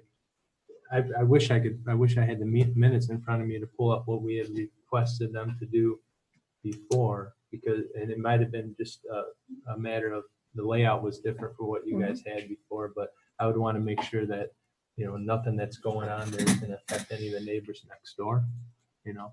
Even if that approval expired, that contingent approval expired. Yeah, I'm just talking about what we're seeing here now, you know, with the business now being operated there next to a residential. I'm just, you know, trying to be mindful of the people next door, trying to have everybody work together and this to work for everybody.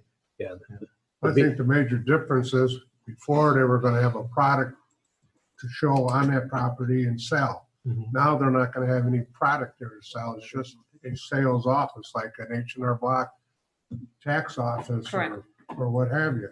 So I think a lot of the requirements or all of them that we were requesting before would not come into play for this particular situation. But I thought we have an ordinance that states that any business zoning district next to residential needs certain buffers, regardless of what it is. A 15-foot Isn't that buffer, true? but No, it meant like, Tammy has Vertical those minutes for your reference if you'd like to look at those. Okay, yeah, I appreciate it. how high is that fence? 5 foot, I think. It's a 5-foot chain link in the back. Four. 4? 4 foot? Yeah. And the buffer fence should be 6 foot?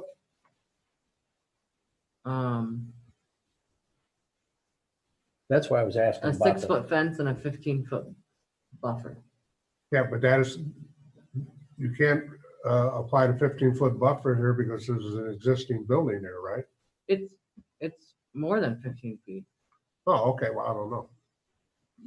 So the fence, would that just have to be upgraded to 6 foot? Privacy. Correct? That's what I'm getting out of it. That's why I asked about the lighting, and they said they weren't gonna be doing anything additional on the outside. Thus the stormwater shouldn't be affected.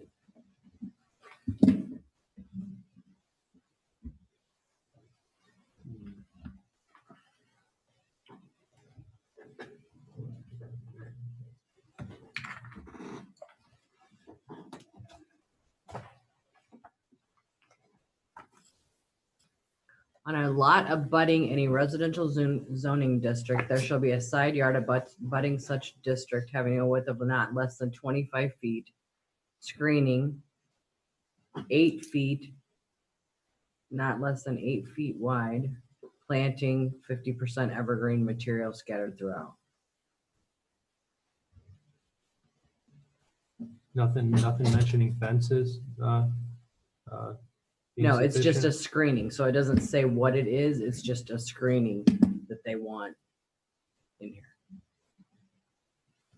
So they could put a row of 8-foot arborvitaes along there. Maybe there's Same discussion. Two of you. Garage. They're saying 2 of you along the back.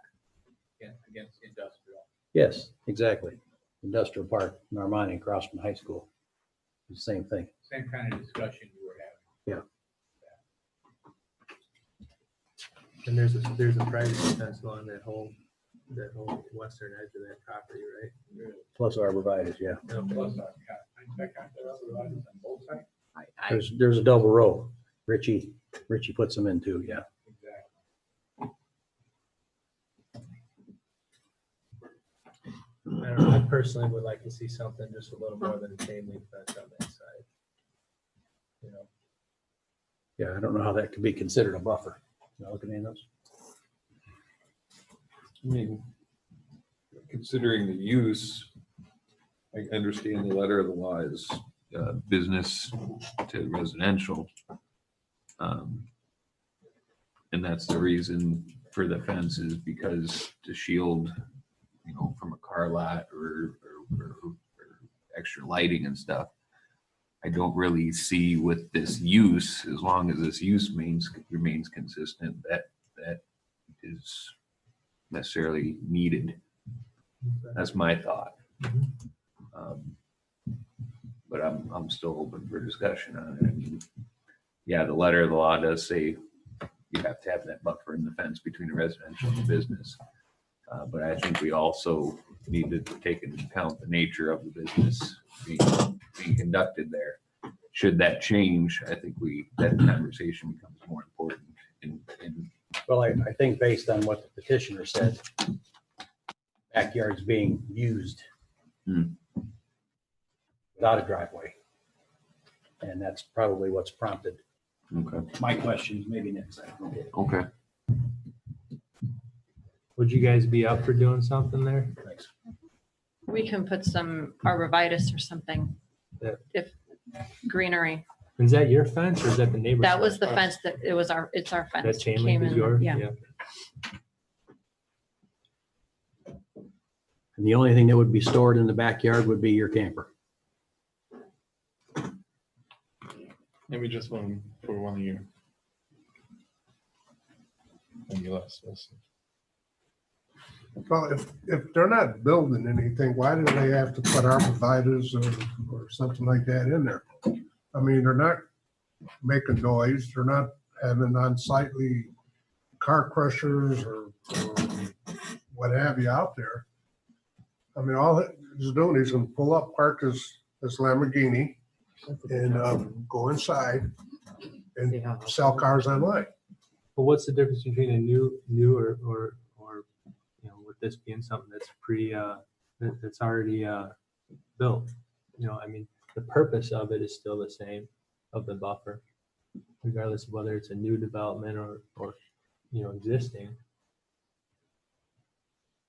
And I get what you guys are saying. This isn't really like a something that's really gonna affect the neighbors too much. Hopefully, Shouldn't affect them, in At my all. opinion, shouldn't affect them at all. But, you know, if that's the ordinance, we try to stick to the ordinances. But if there's a fence there now and we only have one remonstrator, that was because of traffic. So there's no one here complaining about the building or, and they were notified. So, I mean, you know, if you guys want to have them put arborvitaes in or something, I'm okay with that too. I think we're just trying to go back and recap everything. You know, we're trying to follow the ordinances, but as I said before, that semi-trailer park there is already breaking the rules. So I want to make sure that I's are dotted and T's are crossed. But he promised me he's gonna move it. I see him request this art, so that's out of there. Okay. All right. Yeah. You can make a motion. That is, 'cause I'm a little confused.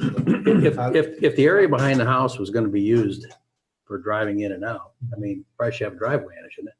You should have a drive permit to do I so. mean, I We don't. can put that on the list.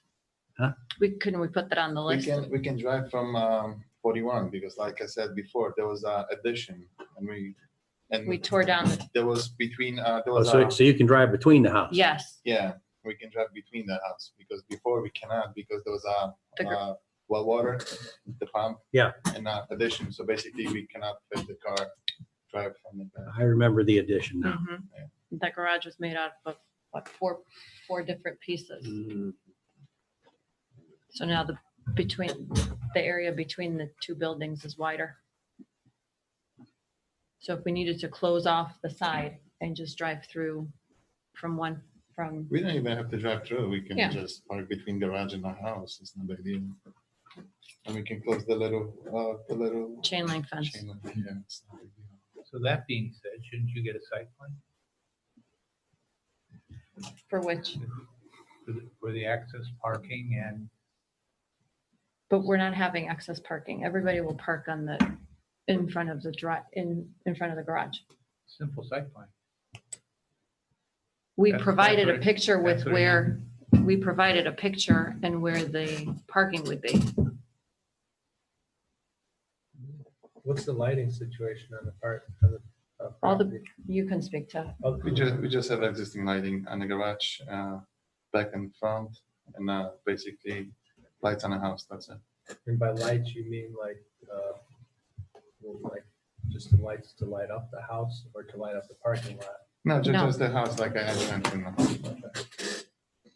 I mean, just to tie into what Dave's saying, the site plan, it's gonna be operated in the dark at times, and there's really No. no lighting there. Until 6. Yeah, so it's 10 to dark, 6. right, and at 4:30 it gets dark in the winter and fall. Yeah, but we're not gonna add more lighting to what's there already. We're not doing any other improvements except what's You there don't want already. to, right? We don't want to. I want to speak for myself here. I don't like not having a better site plan because property not too far from there, I didn't feel we had a very good site plan for. And I'm not real crazy about the way things turned out. That's why dotting the i's and crossing the t's is very important. And I And- could and what- appreciate your And what, comment. and what was provided by the person to the property to the north of you was much more than what this picture is here. But we spent $5,000 on a site plan in 2019, only for that to go to waste. I So I understand. feel like unless I have concrete requirements from you all that says your site plan must include A to Z, I have no problem sitting down and even hand drawing something more specific. I think we do have I mean- site plans that require certain things A to Z, right? I mean, I was told just provide where your parking plan, what the parking plan is and the hours of operation and how many employees. And I feel like we've done that. So I don't know what else. The parking being this white block on the front. Right. And that was new concrete that was poured to replace the existing. The old, Yeah, you had to raise the garage up and get everything good. yes. Well, there's a little caveat emptor in that you bought that property, you knew what you had on your hands and you had to take what you had bought and deal with it. Whether you had to spend $5,000 or $50,000, really didn't matter if you were coming in here seeking approval for a business use. And asking for a site plan here is completely within their authority and jurisdiction, and to have it in a sufficient way that it is not only usable but enforceable. That's It's the critical. other piece. And number 3, that it is consistent with a uniform plan or a uniform planning process on our commercial highway, our 4-lane commercial highway. That was really the problem with Frank's Barbecue. We have a high visible commercial use that we probably didn't do our best. We probably didn't have our best night on doing. Now, that being said, the job got done and the business is open and things are going on there, but we can always improve it. Tighten up the interpretation of the ordinance. You can make reasonable and impose reasonable conditions to assure that. Not to deny, not to withhold, but to assure going down the path. So you got approval before, so, Mm-hmm. okay, We did. right. You got a favorable recommendation from us and approval from town council. So it was your decision to Yes. to not go forward with it. Correct, because of the cost and everything involved in making all the improvements and the sewer, the drainage situation and everything else that was going on. I guess, just like the storage units on 133rd that they're proposing, I'm not against this plan. I think it can work out as long as we have a site plan and get some of the issues addressed. And ultimately, I don't think, it wouldn't be a waste of money because of me, because I think if we come to an agreement on these things, you'll be in business. But I would like to know what exactly I need to include in a site plan. Okay. There is a site plan here, so specifically, what do you want on the site plan? 'Cause I This have is the new old one site with plan me. That she just did in I 2019. have the old one, so if you needed measurements and everything else, I mean, I have the old plan that we presented. This is what was required.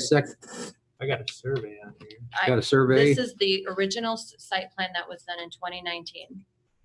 With all of the improvements, the car lot, the drainage, the new garage structure, the one-way traffic patterns, everything that And was that's different. requested. That's different from what you're Correct, requesting. correct. Michelle, I'm not seeing what you're seeing.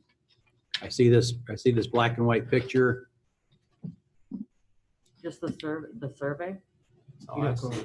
All I see is, Keep going. Keep going. I think I was here once.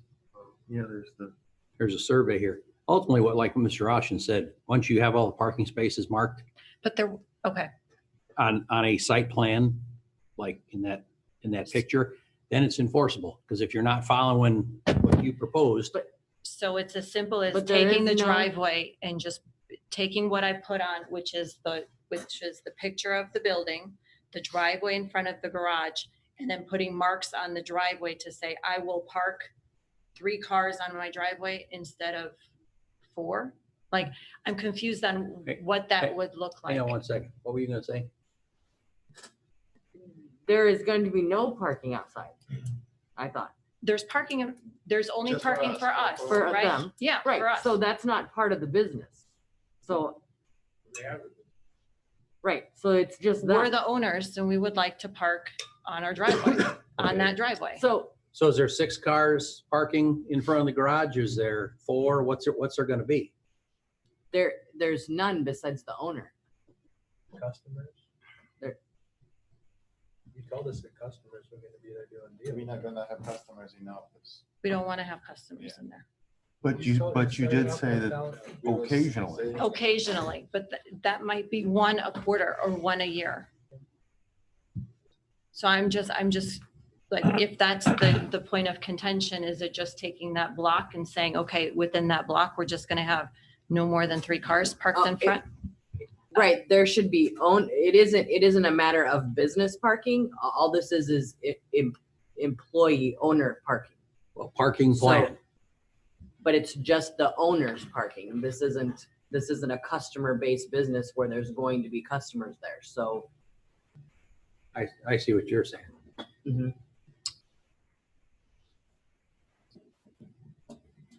We're not being unreasonable with you guys. I don't know, it's coming off that way, but we try to get these site plans to make sure that, just like Gary said, there's something that can be enforced. And I understand that, promises but are I'm kept. just trying to understand if She wants to know exactly what she needs. what I to need do. to Okay. produce. Okay, That's I just exactly wanted- what she needs to do. Because I don't want to come back and think I know what you all want and then only to be told another list of requirements. Yeah.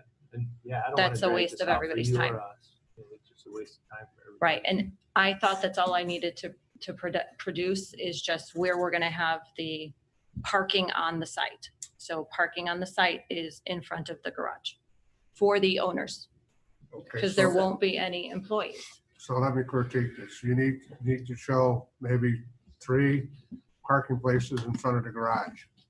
You need to show where you're gonna park your camper. Correct? Well, the Go ahead. camper is personal You can property. finish and then I can say what the variance is for. Say that again? This variance is to have a sales office only within this building, in a B2 building, to have a sales auto office for I understand ZMC that. inside of a building. Yes, but Nothing else. But there's gonna be a sign outside that we haven't even gotten to yet. It's gonna be in the window. Okay. It won't be outside. I'm There will trying to not find be out what all, she needs to put on there. She needs to show 3 parking places and she needs to show the buffer zone. Correct? That's not part of this variance.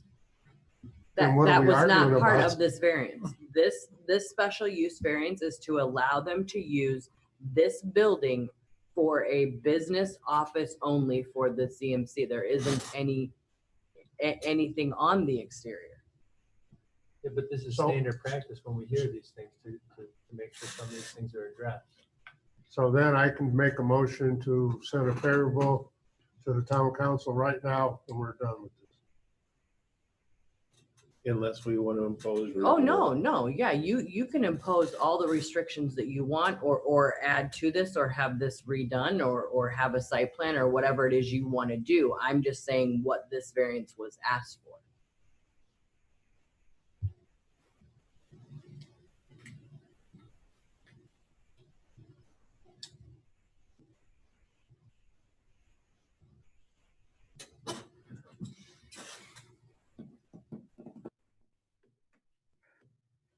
What's your concern with the parking specifically?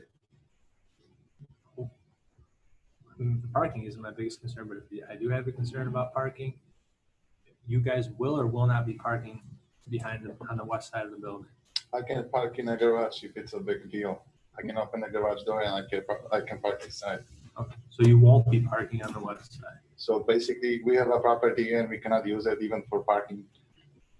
You can, but is So there a what's driveway? the Is problem? there- If I'm is it- gonna park on the right side of my garage or left side, it's a big deal. it's No, the we're u- talking about behind the house, Yeah, on the west side. the west side of the Yeah. house. So we're not I gonna, mean, We in a parking plan, I'd like to see that. I would like to see a buffer. That's probably my biggest thing. If you're willing to put in a buffer, I'd like to see a buffer. So they're required to put in a buffer. Or the question, what, Correct. what the nature of it. Yeah.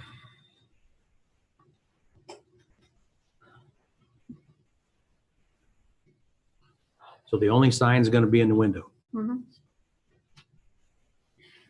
Tell them what you want them to bring back to us so we can move off this. Okay, Otherwise, I'm gonna make a motion to send a favorable as is. okay. So tell them or I'm making a motion. So you want me to speak for everybody? I'll speak for myself. I'd like to see a buffer put in there. That would meet our zoning ordinance on the west side of the property. so arborvitae is sufficient? I don't know, Michelle, you read it off. 25 feet buffer, which there's of grass this way, and then I think 8 foot. I think there's grass back there already. That's So just a lateral trees. distance we're talking about. So yeah, the trees. The The trees. trees. Yeah. So is that something you need to see presented or is that a contingency? No, I trust in the building department that they're gonna get it, make sure it's done right. So I don't need to see that again. Okay. Then we have our parking issues too. How big is that blotted out spot that? you put How on? big's the driveway in front of the garage? The garage is wide like, I believe 24. And from the street to the garage, I believe it's maybe 30 feet. 30, you said? 30. Yeah, 30. from the 41 to So it garage. sounds like, Maybe a Four little cars. bit more, I'm not sure. it sounds like a good Oh, no. three 3 cars. 10-foot spaces or 8 foot, right? 8 foot. Yeah, 10 by Yeah. 20. Well, ordinance 10, says 10, 20s, Yeah, 10 by 20. 10 by 20. So would that be a reasonable contingent that 3 delineated parking spots, standard size in the area that they designate, Yes. Paved and marked. paved and marked? It's already cut, it's new concrete now. Yes. So you have to just mark them off. 3 marked. Mark spaces, yeah, yeah. 8-foot arborvitae's on the west border. Business, you said 10 to 6? They submitted it there, all Okay. those, that part of their business plan. So they Monday wanted to through refer Friday, it to the 10 to business 6. plan. The only storage in the backyard may be your camper. Correct. No additional lighting, Correct. no alterations to the grade, Correct. Nothing for sale outside. nothing for sale outside, and the semi-trailer will be gone by end of business tomorrow.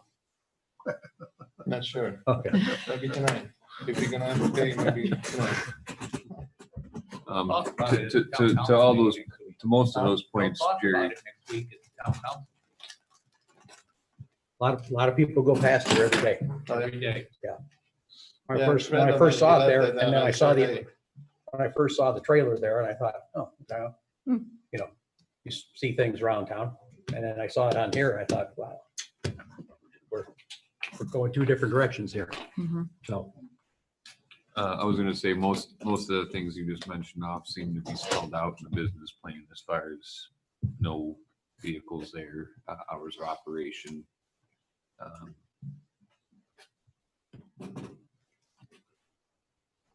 No additional employees, so no storage of display vehicles, all that stuff they just said seems to be on that business plan. well, except for the arborvitae's and. Except for yeah. the other requests. I wrote those down. So council, this variance, if it's approved by the town council, will run with the owner, not the property. It will. Okay. Well, but you ought to say in your recommendation, so that it's clear. Okay. You want to make sure at the back end it's completely understandable. Okay. Okay. A lot of stuff here. Yeah. Give it a shot.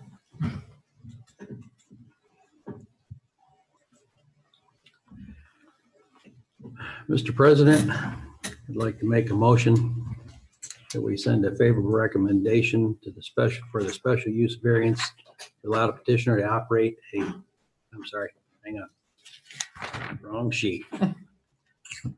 Mr. President, I'd like to make a motion that we send a favorable recommendation to the town council regarding the special use variance at 13130 Wicker Avenue, allowing the petitioner to operate a sales office for ZMC Auto Sales. With the business planned in mind and including contingencies of 8-foot arborvitae's along the west property line, inside the fence, nothing for sale out front, no work in the garage, no additional lighting, no alternations to the grade, and to provide a site plan with delineated parking spaces, 3 of which we discussed, I believe, and a possible camper in the backyard for storage.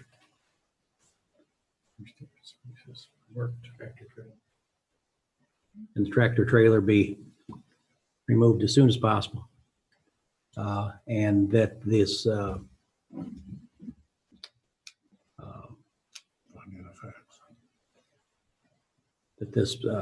special use runs with the owners only. With the findings of fact.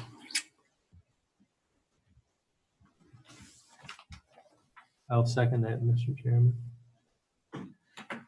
Chairman, point of clarification. Are you the owners? Yes. As husband and wife? Mhm. Or is, I know, I think Zbigniew is the owner. okay. So it should run with the applicant Oh, and the owner. I will amend my motion to include that the application and the special use run with the owner and the operator. Mr. Cupido, that's still good with you? Yes, sir. I don't know that I got it in me to repeat that whole thing. But do you understand the motion? Yes. Yes. Do you have a question? Any open discussion for that? And she'll bring that drawing to you. So the motion was by Mr. Wilkening, seconded by Mr. Recupero. Understood by the petitioners. Roll call. Nick Recupero, Yes. Jerry Wolfing, Yes. Jack Secor, Yes. Jeff Fungy. Yes. Jeremy Kuiper. Yes, motion carries 5-0. You'll be on the agenda at the town council meeting. Okay, thank you. New business, item number 9, Middleton. That's Use the variance. 15. Owner Brian Lalonde, Lalonde, They meet on the. 9854 Hedwig Drive in St. John, Indiana. Petitioner Larry Middleton, 7241 West 134th Place in Cedar Lake in the vicinity of 13640 Morris Street in Cedar Lake. The use variances allow the petitioner to operate 2 businesses on a lot in a B1 zoning, a construction office with outdoor storage for a dump truck and a camper and a camper and a photography studio. Counselor. Legal. Thank you. Do we have a petitioner for this item?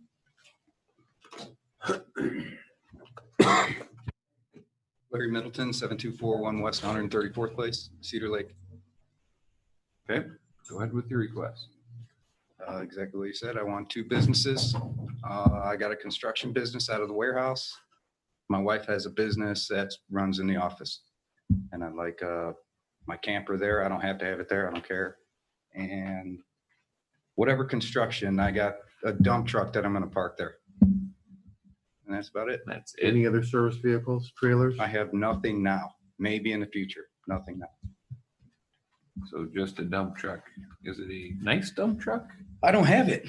Oh, Yeah, I had to put it on here, but I don't have it. So, but I will have other things. So I'm just waiting for approval. Hours of operation? It's construction. I don't really have any. I work till dark.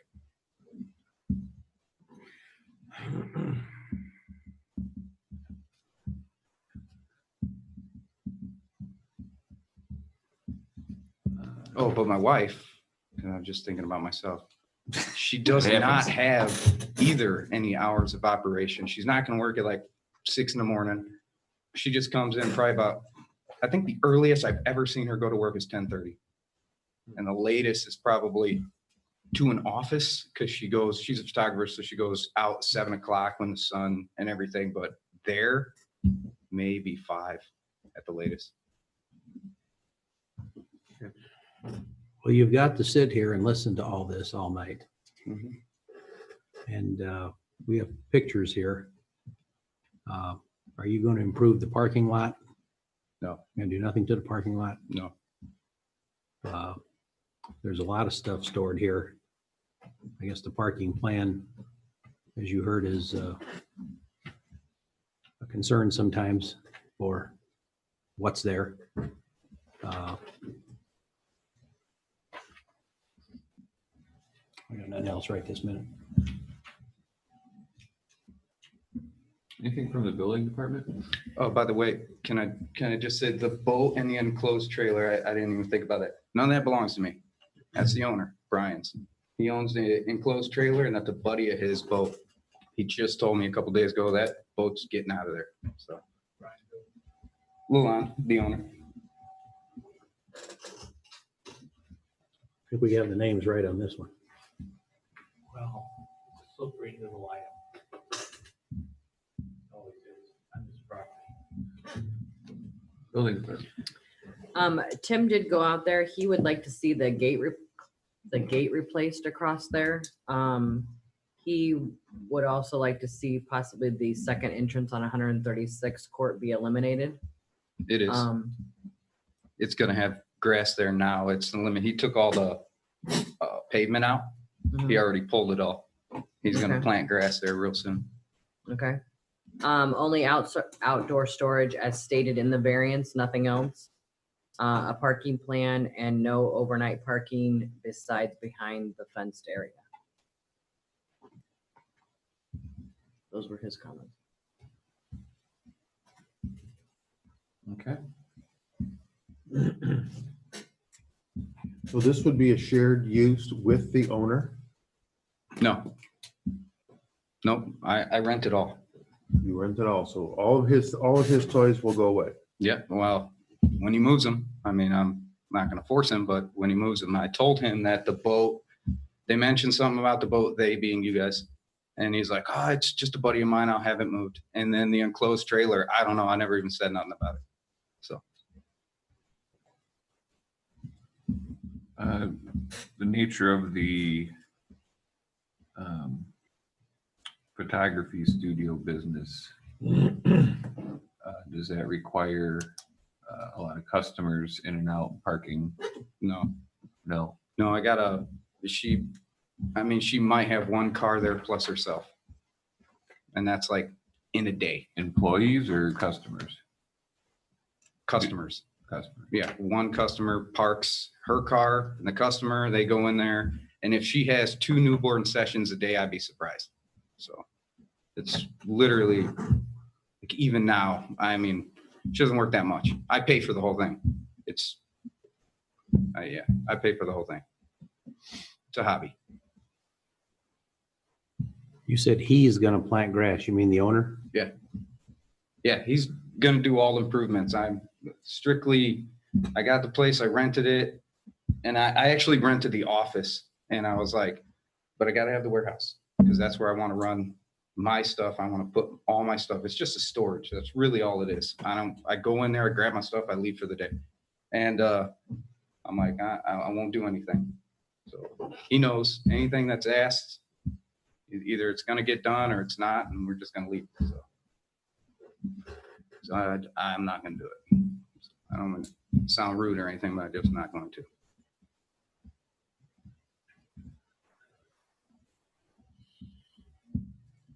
Then shouldn't the owner be here? Well, that's what I'm kind of thinking. I mean, It's signed. The variance is signed, and I asked him 3 times when I came up here. Doesn't the owner need to be here? No, it's you. You're asking for it. 3 times. Yes, but you can't hardly commit to any improvements. Thank you, bud. So you're requesting a deferral till you can see if you can get the owner here? I'm not requesting anything. I can't do any of that. I'm just requesting the work. Yeah, I understand, but This was all done by me because I wasn't allowed to pull permits in Cedar Lake. It's like, so this has been a challenging piece of property for a long, long time. I understand. And But again, it's not me. I understand it's I not run you. my own business. All I want to do is go to work every day, come home, work even at home on my computer, but I really don't, none of that other stuff matters to me. It really doesn't. I just want to grab my tools and go. I paid the $75 for the fire department to come in and inspect everything. I haven't done that yet. I'm waiting for you guys to find out if the variance can even work.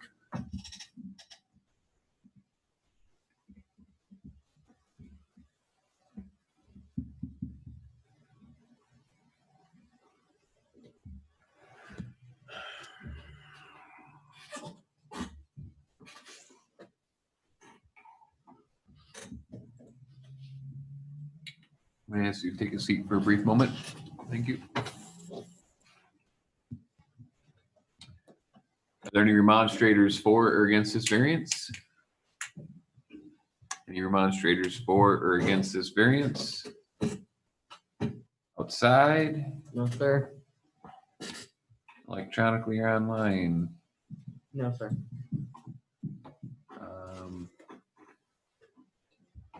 There was one submitted. 2. Yeah, I'm looking for, I think I only got part of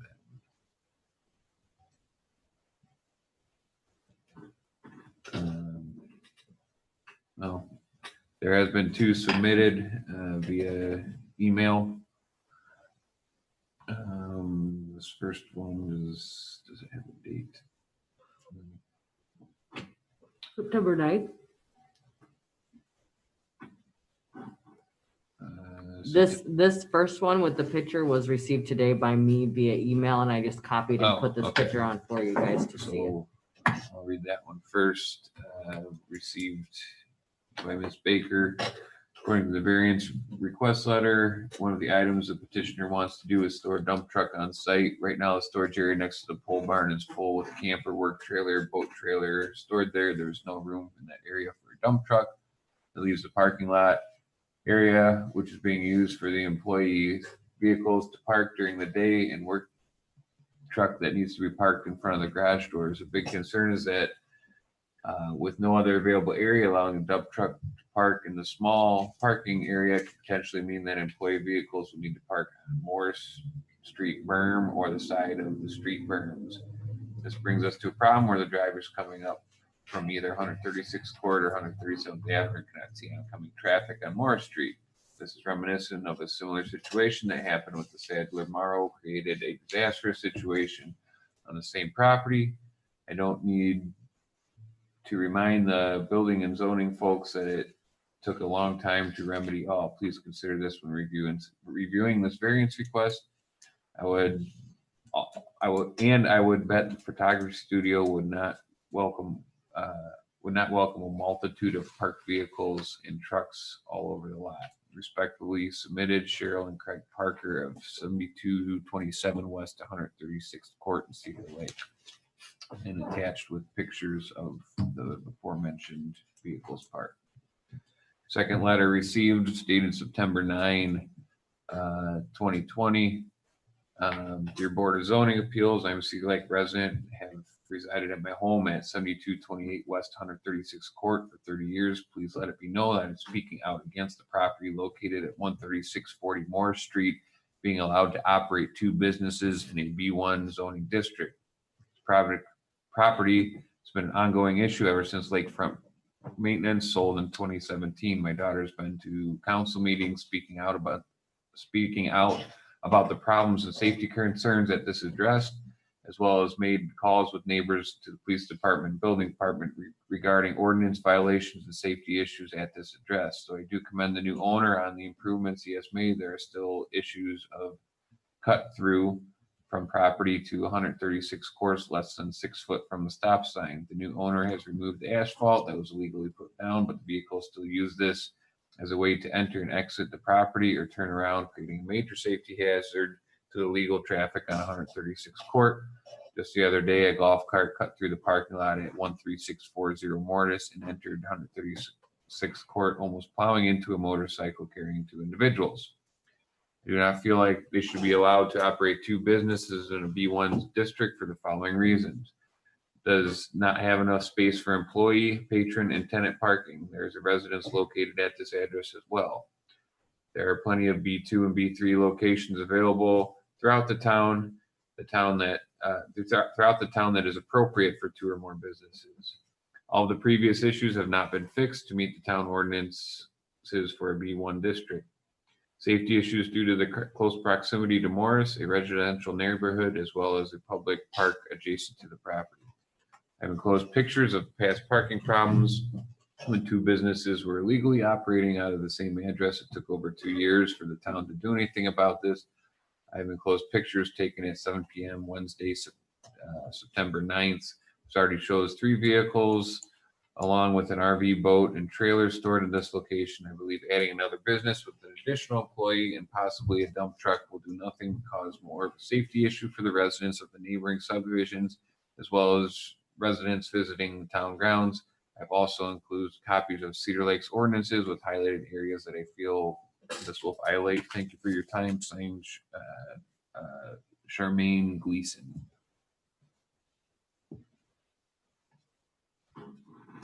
All right.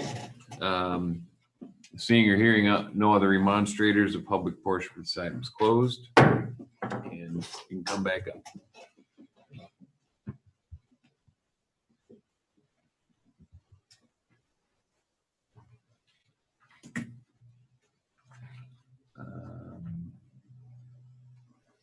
This variance is because of 2 businesses, Correct. not the The storage. And, 2 businesses and dump trucks. yeah, the outdoor storage. is it zoned properly for the construction or no? So it's here for special use for the type of business and the 2 businesses And the outdoor storage. and the outdoor storage of 1 dump truck. Yep. Well, he said, And a camper. he did say anything parked at, a vehicle parked at night, just as long as it's behind the fence.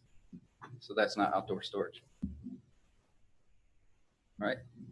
No, Yeah, he said- doesn't want anything parked in the front, right? Right, If it's so gonna- if my dump truck is parked in the back, Okay, so that's not storage. That's just a vehicle parked. but it's still outside. So it doesn't fit in B1. It doesn't fit in the zoning. So that's part of the variance. That's why we put that in there. Okay. Also creates a problem with the screening that we talked about in previous. Parking heavy equipment in an area that's adjacent to residential, and it is. Make sure you get next to residential. At least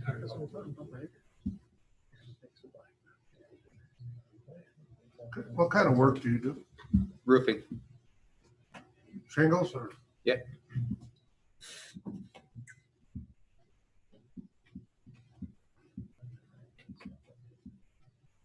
I just, since the property right now is not in compliance, we can't put that on him. That's on the owner.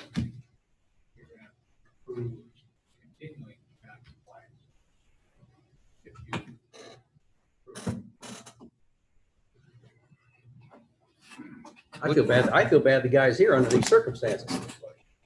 What's the compliance?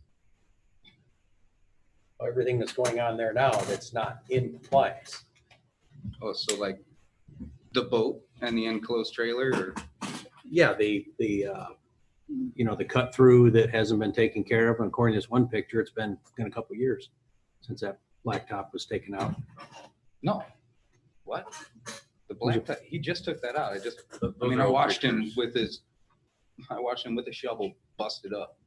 Take it out. There was a picture somewhere in this list of things that shows There's a 9/9 photo. I mean, there looks like there's caution cones and flagging tape. He just did that. He pulled all the pavement up. Then the person who emailed you said word for word what she came up and told him. And he put all that cones and caution tape up to make sure nobody goes in there anymore. It's not my guys pulling in and out at all. It's not me. It's not my wife. We don't do that. And the golf cart was a bunch of girls, I guess. They weren't paying attention. They almost hit her husband on a motorcycle. So but it's not, my guys have already been told, we pull in, we go out the other way. We never go in that way or out. We knew that when we first got there. How many employees do you have? I have two. That's 28. Two, and they start at the yard every day? They come to the shop, and I have a Ford Ranger that I park in the shop, and they park their cars, which I have a parking lot thing you guys should have, and they park them right where it should be according to the parking lot, and then they take the Ranger. Where will you have your tear off in the dump truck overnight? What do you, well, if I don't have to, I will not. Yeah, if I can get to the dump truck by the time, or to the dump before the day's over, I will dump it. But I mean, maybe I wouldn't say if I would have. Oh. I don't know where you guys are thinking. I like the fact that we have somebody willing to make updates and do a lot of things that need to be done. Unfortunately, I don't think he's the one that could commit to doing that.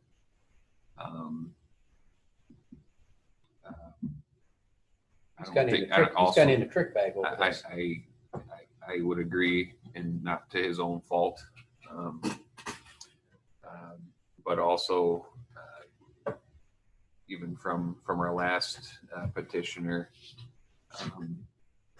this isn't enough to make a educated decision on whether that use is appropriate for the property. What we mean by that is, or what I mean by that, I won't speak for these gentlemen, is a site plan showing exactly where your dump truck's going to be parked. I won't get one. I don't have one. Take it off. I don't own one. I use dumpsters, so I will never get one. Never get what? A dump truck. I'll never park a dump truck there. We'll put it in, put me on record. I will never get a dump truck while I'm at this property. That's her decision. We're not saying you can't. We're just saying for what you want to do and the sensitivity of the property, we need to have it very much enforceable on what you're presenting. We're not saying you can't have one. We're just saying we need to see on a more clear document where it's gonna go, where you're parking for your business, for the photography shop is gonna be, or any of your employees is gonna be. That's all there. You should have it. Am I missing it? Yeah, they had it. They gave it to me. I didn't even come up with it. They came up with the whole thing. The survey that came out of the litigation, one of the litigation. Michael and Ron. You'll see it in your package. It should be in your package. Is this Got 3 spaces in front of the I didn't photography part, Right. When, and 7 spaces in front of the building and the outdoor storage. Okay. yeah, Wow. yeah, and that was approved before. That's why it was, just use this one. Don't try to reinvent the wheel is what he said.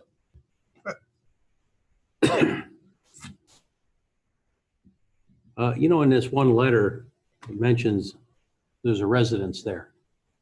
So does the owner live there? No. Or is there 3 businesses on this property? It's rented. So there's 3 businesses on this property now. There's a house in the back. Side of the, commercial, or the office. In fact, the driveway for that house is right next to the office on your side. I didn't even know that. Yeah, when I actually first started to do the whole, let's get this thing leased out, he said he was going to get something. He talked about all kinds of stuff, but one of the things is he's going to put a driveway on the other side. I don't know what street that is, just We've been through that. yeah, 137th Avenue. probably. He was going to put a driveway there for the back residence and use this one would be mainly for the commercial part. A resident on the second floor of the commercial building, or the office building. I hope not. I think there's a house, the house is built on the back part of that. West side. Yeah, yeah. I don't think that front part has a second Trying to story. recall if there were like a 2 flat. There was a pretty good picture No, of there's that not. one in, I don't think it's 2. I think it's only 1 unit. Those Wow. folks, one of the violations in court was the improper access to that property. They were driving through the ditch, pulling up on the west side of the office building. Yeah, in front of the house. That's that road they're talking about. Well, that ain't a road. Well, I mean, that's that driveway that was illegally put in. That's what they're talking about. That has been removed and grass will be planted there very soon. No, I thought you were referring to, on the north side of the property, by the stop sign. Yeah, that's the in and out. What are you talking about? I'm talking about. by the- 137th, Yeah, by the red. 137th, the south side of the property. Okay, there's a ditch over there? Well, they drove through it, whatever the road swale is. Oh, well, I don't know nothing about They that. parked on the grass. under the trees. Illegal.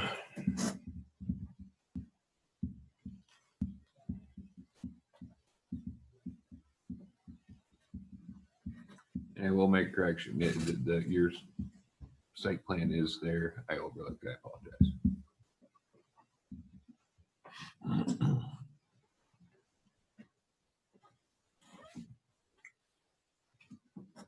So what are all the problems we have here right now? Well, first of all, non-compliance. The existing non-compliance all needs to be corrected. When we did this before, and the site plan that you have in front of you was ultimately presented, that was for Charlie Curry. Charlie Curry removed the tenant, contract purchaser, and Sadler. And this was going to be the fix. And at the time he presented it, it was a fix compared to what had been in existence to that point on that property. So everything you are considering should be considered against this, with everything cleaned up. And those are the things Tim's looking for, as Michelle outlined. Really looking for compliance. And the owner's not here to No, agree to it. no. And if we had to tee this up again, we did, when zoning violations were enforced, we had owner and occupants, owner and contractor involved, so everybody's at the table. So again, I'm sorry, I keep missing it. What is the compliance issue?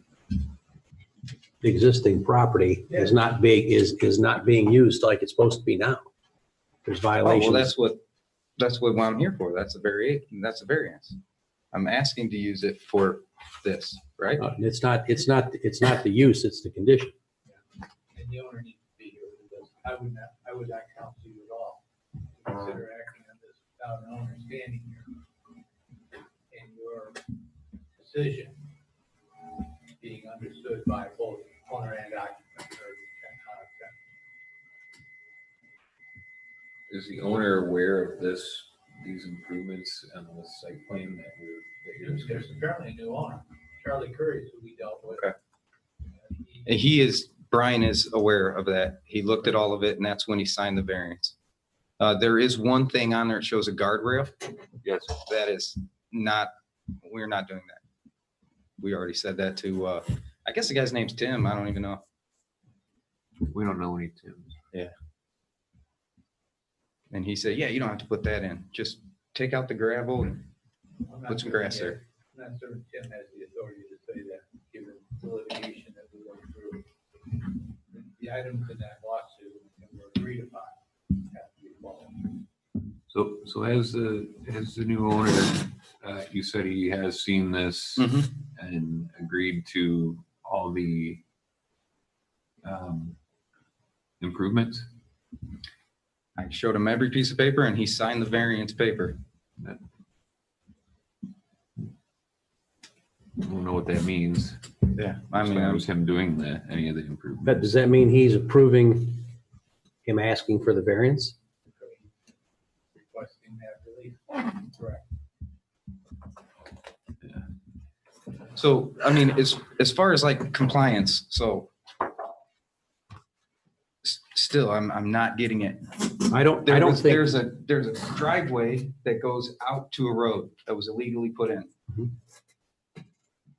Let's first start with, there is a beat up crappy fence that needed to be repaired. It's repaired, compliant. There was a gravel drive, or not gravel, a illegally put in driveway, taken up, compliant. There is a gate, I guess, an issue now, even though it wasn't said when I first came in here. All of a sudden now the gate has to be fixed. I don't even know if it's broke. We never use it. It just sits there. We don't ever open or close the gate. But I don't understand where the compliance. I think what, personally, I think the separation here is what you want to do. I'm not really sure it's a problem for me. This is the site plan and this is what's here. This is what's in front of us. And you say, I'm not doing this. I'm not doing this. I'm not doing this. You know, that does kind of go to the owner. No. There's it. Oh, I see what you're saying. What you want to do, I don't know that I have a problem with it. I get the photography and I get this other thing, but this is the plan that has to be followed. And you can't commit to following this because you're not the owner. Is that safely said? That is the plan. The only exception on that plan, you're looking at the parking lot, right? I'm looking at this. Is it? I'm looking at this thing. Plat of survey site. Plat of survey with all this stuff on here. Sure. Sure thing. Yeah, that's the one. And then there's this guardrail here. That's the one I was like, yeah, we're not gonna put in a guardrail. And Tim's like, yeah, you don't have to do that. Just take this driveway out and plant grass there. That's all you have to do. So that, and I was like, all right, here you go. I mean, that was, you could see it was somebody else's. They handed it to me. Said, this is good. Use this. Can we get our hands on a list of what was required, excuse me, to be done with this property as a result of litigation? That needs to go to the owner immediately. He should have been given that by Charlie Curry. Curry knew we were litigating. He was part of the lawsuit for 2-3 3 years. He and his wife, they were the owners, husband and wife. I would like to know for myself. I don't have that with me. No, I understand. I I understand. have, we have retreated it. When we finished that, Michelle, a year ago, 2 years ago? Year and a half? Yeah, couple.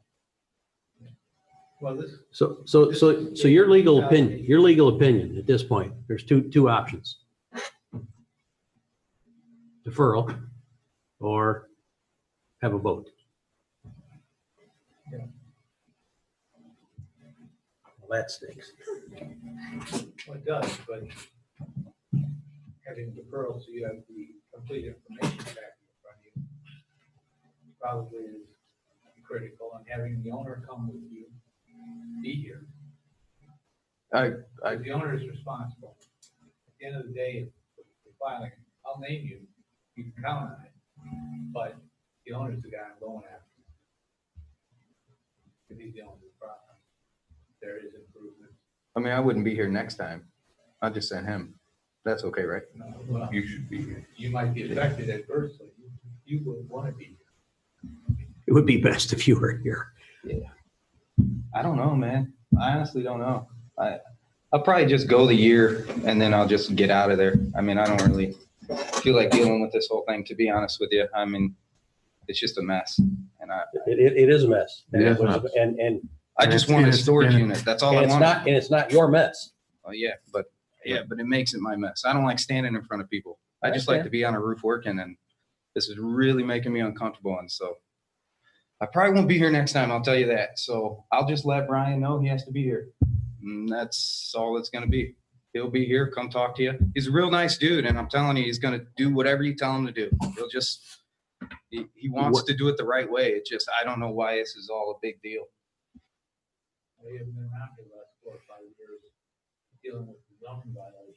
Well, I mean, I can hear it in the frustration of the emails. So I mean, I get it. It's just, And I let's, don't think it has anything to do with and me. let's be clear, It what does you not. want to do is not, I don't think is the problem, speaking for myself. The problem is where it is. Well, is there a way you can like split this for today? Like vote on 2 businesses? You know, you don't have to say yes to construction, but 2 businesses. So at least, I mean, my wife's working there now. I'm still working there. I mean, what do I got? Do I have to stop working there? I don't understand. Code enforcement's not coming to your place of business in the next 30 days. We're here to get all the information on the table so that they can make a good assessment and decision. With what they have in front of them, they can't do that. It's not here yet. Not complete. If the tables were turned here and I was standing where you were standing and you had to be here and hear this kind of conflicting and all the baggage that goes along with this property, could you see, our frustration at what you're trying to do? Because, we're here to help you. We want people, we want businesses in town. I'm a business owner too. I mean, But like David said, this property, I mean, you can't even hardly deal with it as a property. If you've seen some of these pictures, and I know that's not you, but this is the kind of residual taste in our mouth that this property has to our residents, that we just want to make it be right. That's all we're asking it to be. And we can't do that, like David said, until you have the owner here. We want to be on your side, just like. I mean, I get the owner thing. I knew that from day one. I'm glad I was proven right. But this is still, I'm just going to ask this one more time because I'm like that. I need to know what the compliance issue is. I mean, what is it? What can I go back to Brian and be like, here's what they want. I mean, I got nothing. I know the driveway, the fence was one. Now we're talking the gate, and I got to get rid of the boat, the enclosed trailer.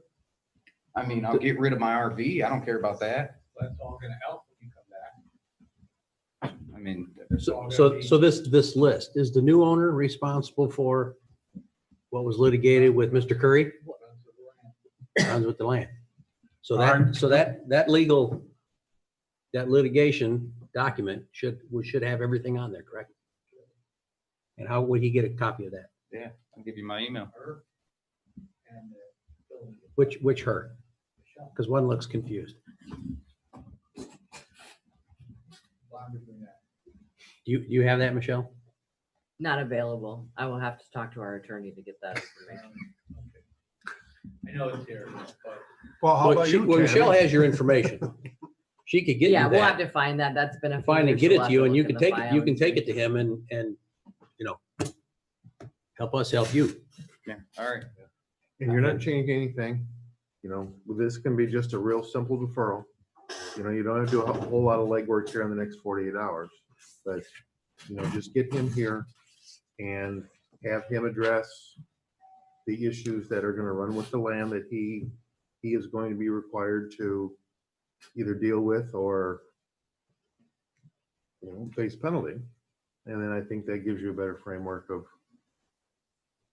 when you come in next time.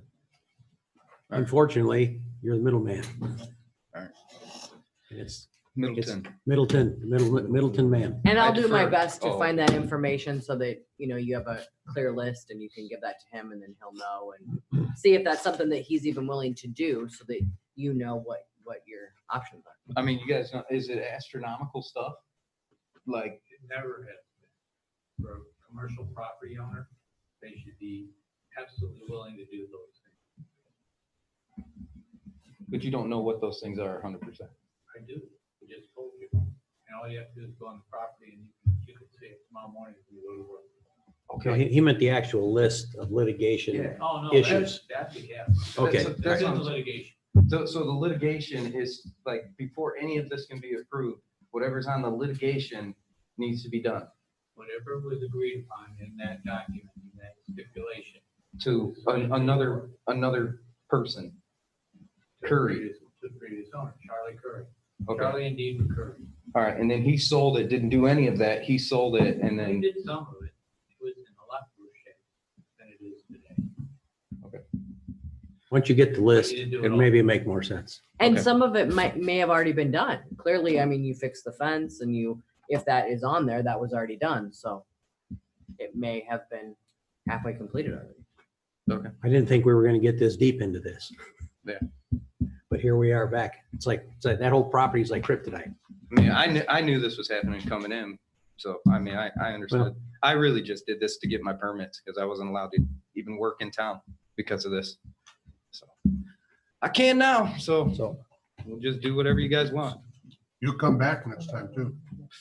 I might send my wife. You signed the application, so we really need you here. My wife didn't sign that too? I don't know. Son of a gun. I don't know. Did you She sign for her? signed her name and his. No, she probably didn't sign it. So You look like you're doing fine. No, you're requesting a deferral? I am requesting a deferral. I'll make a motion. We accept the petitioner's request for deferral. I'll second that motion, Mr. Chairman. Okay, we have a request from the petitioner for deferral till next month to address issues talked about for this item, and let the demonstrators also be on record that were read, and a second by Mr. Bungie for the request deferral. Roll call. Nick Rotuka, Yes. Jerry Wilkie, Yes. John Kapura, Yes. Jeff Bundy. Yes. Jeremy Piper. Yes, motion carries 5-0. Hope to see you next month. Cool. Thanks. I have your phone number, so as soon as I get that, I will give you a call. Is there any public comment?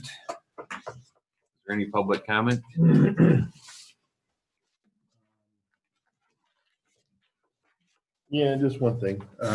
Actually, do we have in the past, we've had that section where we've asked for additional information, updates.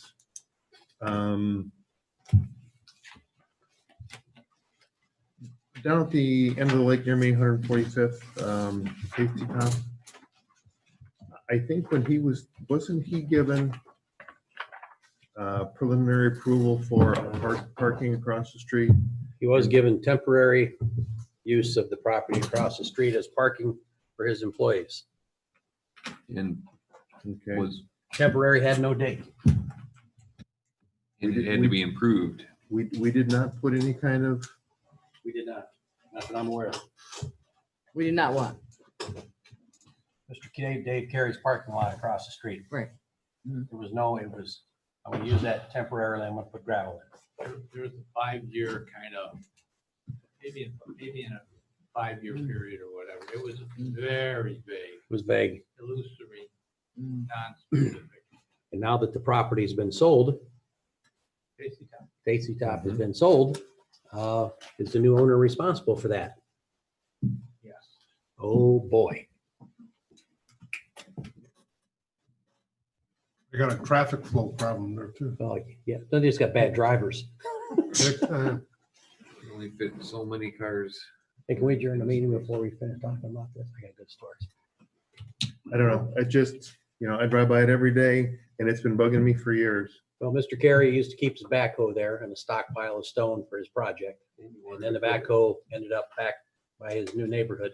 Didn't he end up putting a storage shed further back on 145th? I don't remember I what's think back there is there. some kind of structure back there. There certainly is. I don't go that way very often. Um, So the question is, does the temporary become mandatory now with the new owner? We officially have to make it an update item? Well, I mean, we talked- maybe some form of a notice needs to be Yeah. given to the new owner about the problem, about the situation or the condition, and invite him to a meeting. Okay, but if the business has been sold, the business doesn't have enough parking. So they may have an agreement with Mr. Carey to use the property across the street. I know the Tasty Top's been sold because Mrs. Carey told me that. Does it include the parking lot across the street? I didn't want to get that deep into it because she didn't know who I was when I asked the question. we had discussed, God, this was a long time ago, even putting up a crosswalk from the Yes, parking there was lot all kinds of things discussed there, yeah. to the residents. And regretfully, the drive-through was approved, to John's point. I blame COVID. Honestly, it hasn't been a problem until this year where I've seen that many vehicles. Now it's not the problem. The inside's Exactly. closed. The inside's problem. closed. Everything's drive-through, or walk up, or, hop. We didn't have a crystal ball for that one. Well, I've came up 145th eastbound, and I've had a person turn right in front of me and stop, waiting to get to the drive-through. I pull right up to their car. They would not even look at me, blocking the lane. Mrs. Carey's waving them up, and the lady screams at her, "I'm not moving. I'll lose my place in line." Gotta get that burger, man. It was, All right, so maybe we can look into that, I guess. so do we have to ask that the town attorney send a letter to the new owner asking about their parking arrangement? Is that the best avenue? No. Building department personnel need to send that letter. Oh, yeah. Well, Not while you're picking up Euros. you don't want to Hand delivered? an old 2000 taking a big swing. Okay. Progressive process. Okay. Just inquiring minds want to know. I will pull out that information when I have some time to be able to pull out that variance information and find out what it says so that we can conduct and issue a letter to the new owner, whoever that may be, because I'm not sure who that is. I notify Mr. Carey also and ask him if he's going to participate in completion, fulfillment of his obligations. Are you writing this down? Yep. Got it all.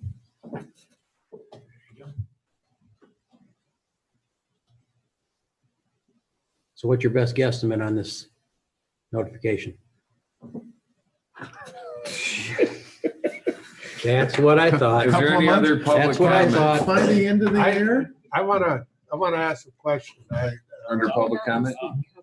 You want to do it under, okay. It will not be this week. Is there a code enforcement for parking boats in your yard or RVs on the street? No, you don't have very, So they could just park an RV on the street with electricity hooked up to it Temporary. for Temporary. month. I think No. it's. I Yeah, thought that's if Huh? it was parked longer than a couple of weeks, I thought it had to be behind your house or That's something what like I'm that. trying to, Well, there's something, but he's talking about longer term than that. I don't know. there's an RV parked on Cary Street. It's been there for about a month with an electrical cord running to the house. And then there's a guy who parked his boat in the front yard in the grass with, well, it's just been there for over a week in the front yard in the grass on Cary Street also. You know, and so my question is, well, I was asked by a resident, two residents in fact, what the ordinance was or code was on it because they're complaining about it to me. So I'm trying to find out. I tried going online and looking up, but to be truthful, I think your website, not yours, this town website sucks, but should have a search engine or something there so you can type in whatever you want, outhouses or something. Are you writing this down? Yep. You are not. Write it down. You are not telling the truth. So you gave them a call tomorrow, they get you the exact answer. I didn't hear it. If they give you, if you give them a call tomorrow, they'll give you the exact answer. They'll have it by 7:15, I'll bet you. I'm not up that early. Oh, yeah, I am. Yeah, you are. Oh, yeah, you are. Is there any You're other ready in public the car. comment? Where would you look, find that in the, It would be under the town code, That's, yeah, under the RV section. Your RV is COVID. Actually, That's a there is COVID thing. something. I will look tomorrow. The COVID camper. you know, John, every time this topic comes up, and I can tell you that over the years, periodically it comes up, you know, people storing their boats or their campers all winter in their yard, in their front yard, on the driveway.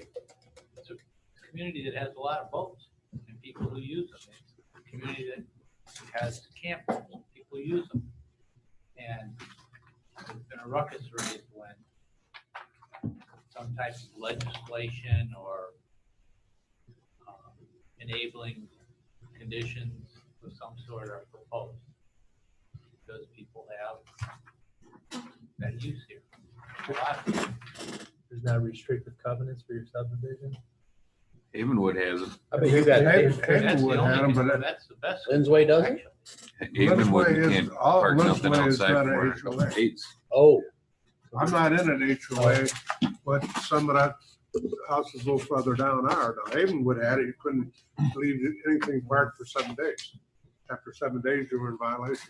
Yeah, that is uniform, fairly uniform requirement. You people bring us, Well, would you call code enforcement and tell them about this? Is that who would follow it? yeah, absolutely. Yes. I think John, a long time ago, the prior president of the planning commission. Yeah. Had this discussion with somebody in my presence. And, because it's a resort community, that may be where all the resistance is coming from. I don't know about resistance. I'm just trying to find out if, you know, I can print up a red tag and put it on the RV, you know, I mean. Just if I know what the code is, then I know what to do. Tim gonna be here tomorrow? Tell him John's gonna swing by and pick up that other code book. And two in the truck. Any other public comment? Any other public comment? Mr. Chairman, I'd like to make a motion, we adjourn. We have a motion to adjourn. Do we have a second? Yeah, second. All right, all those in favor, aye? Aye. Opposed? Adjourn 21:58. Is there any press? Any press? Any press?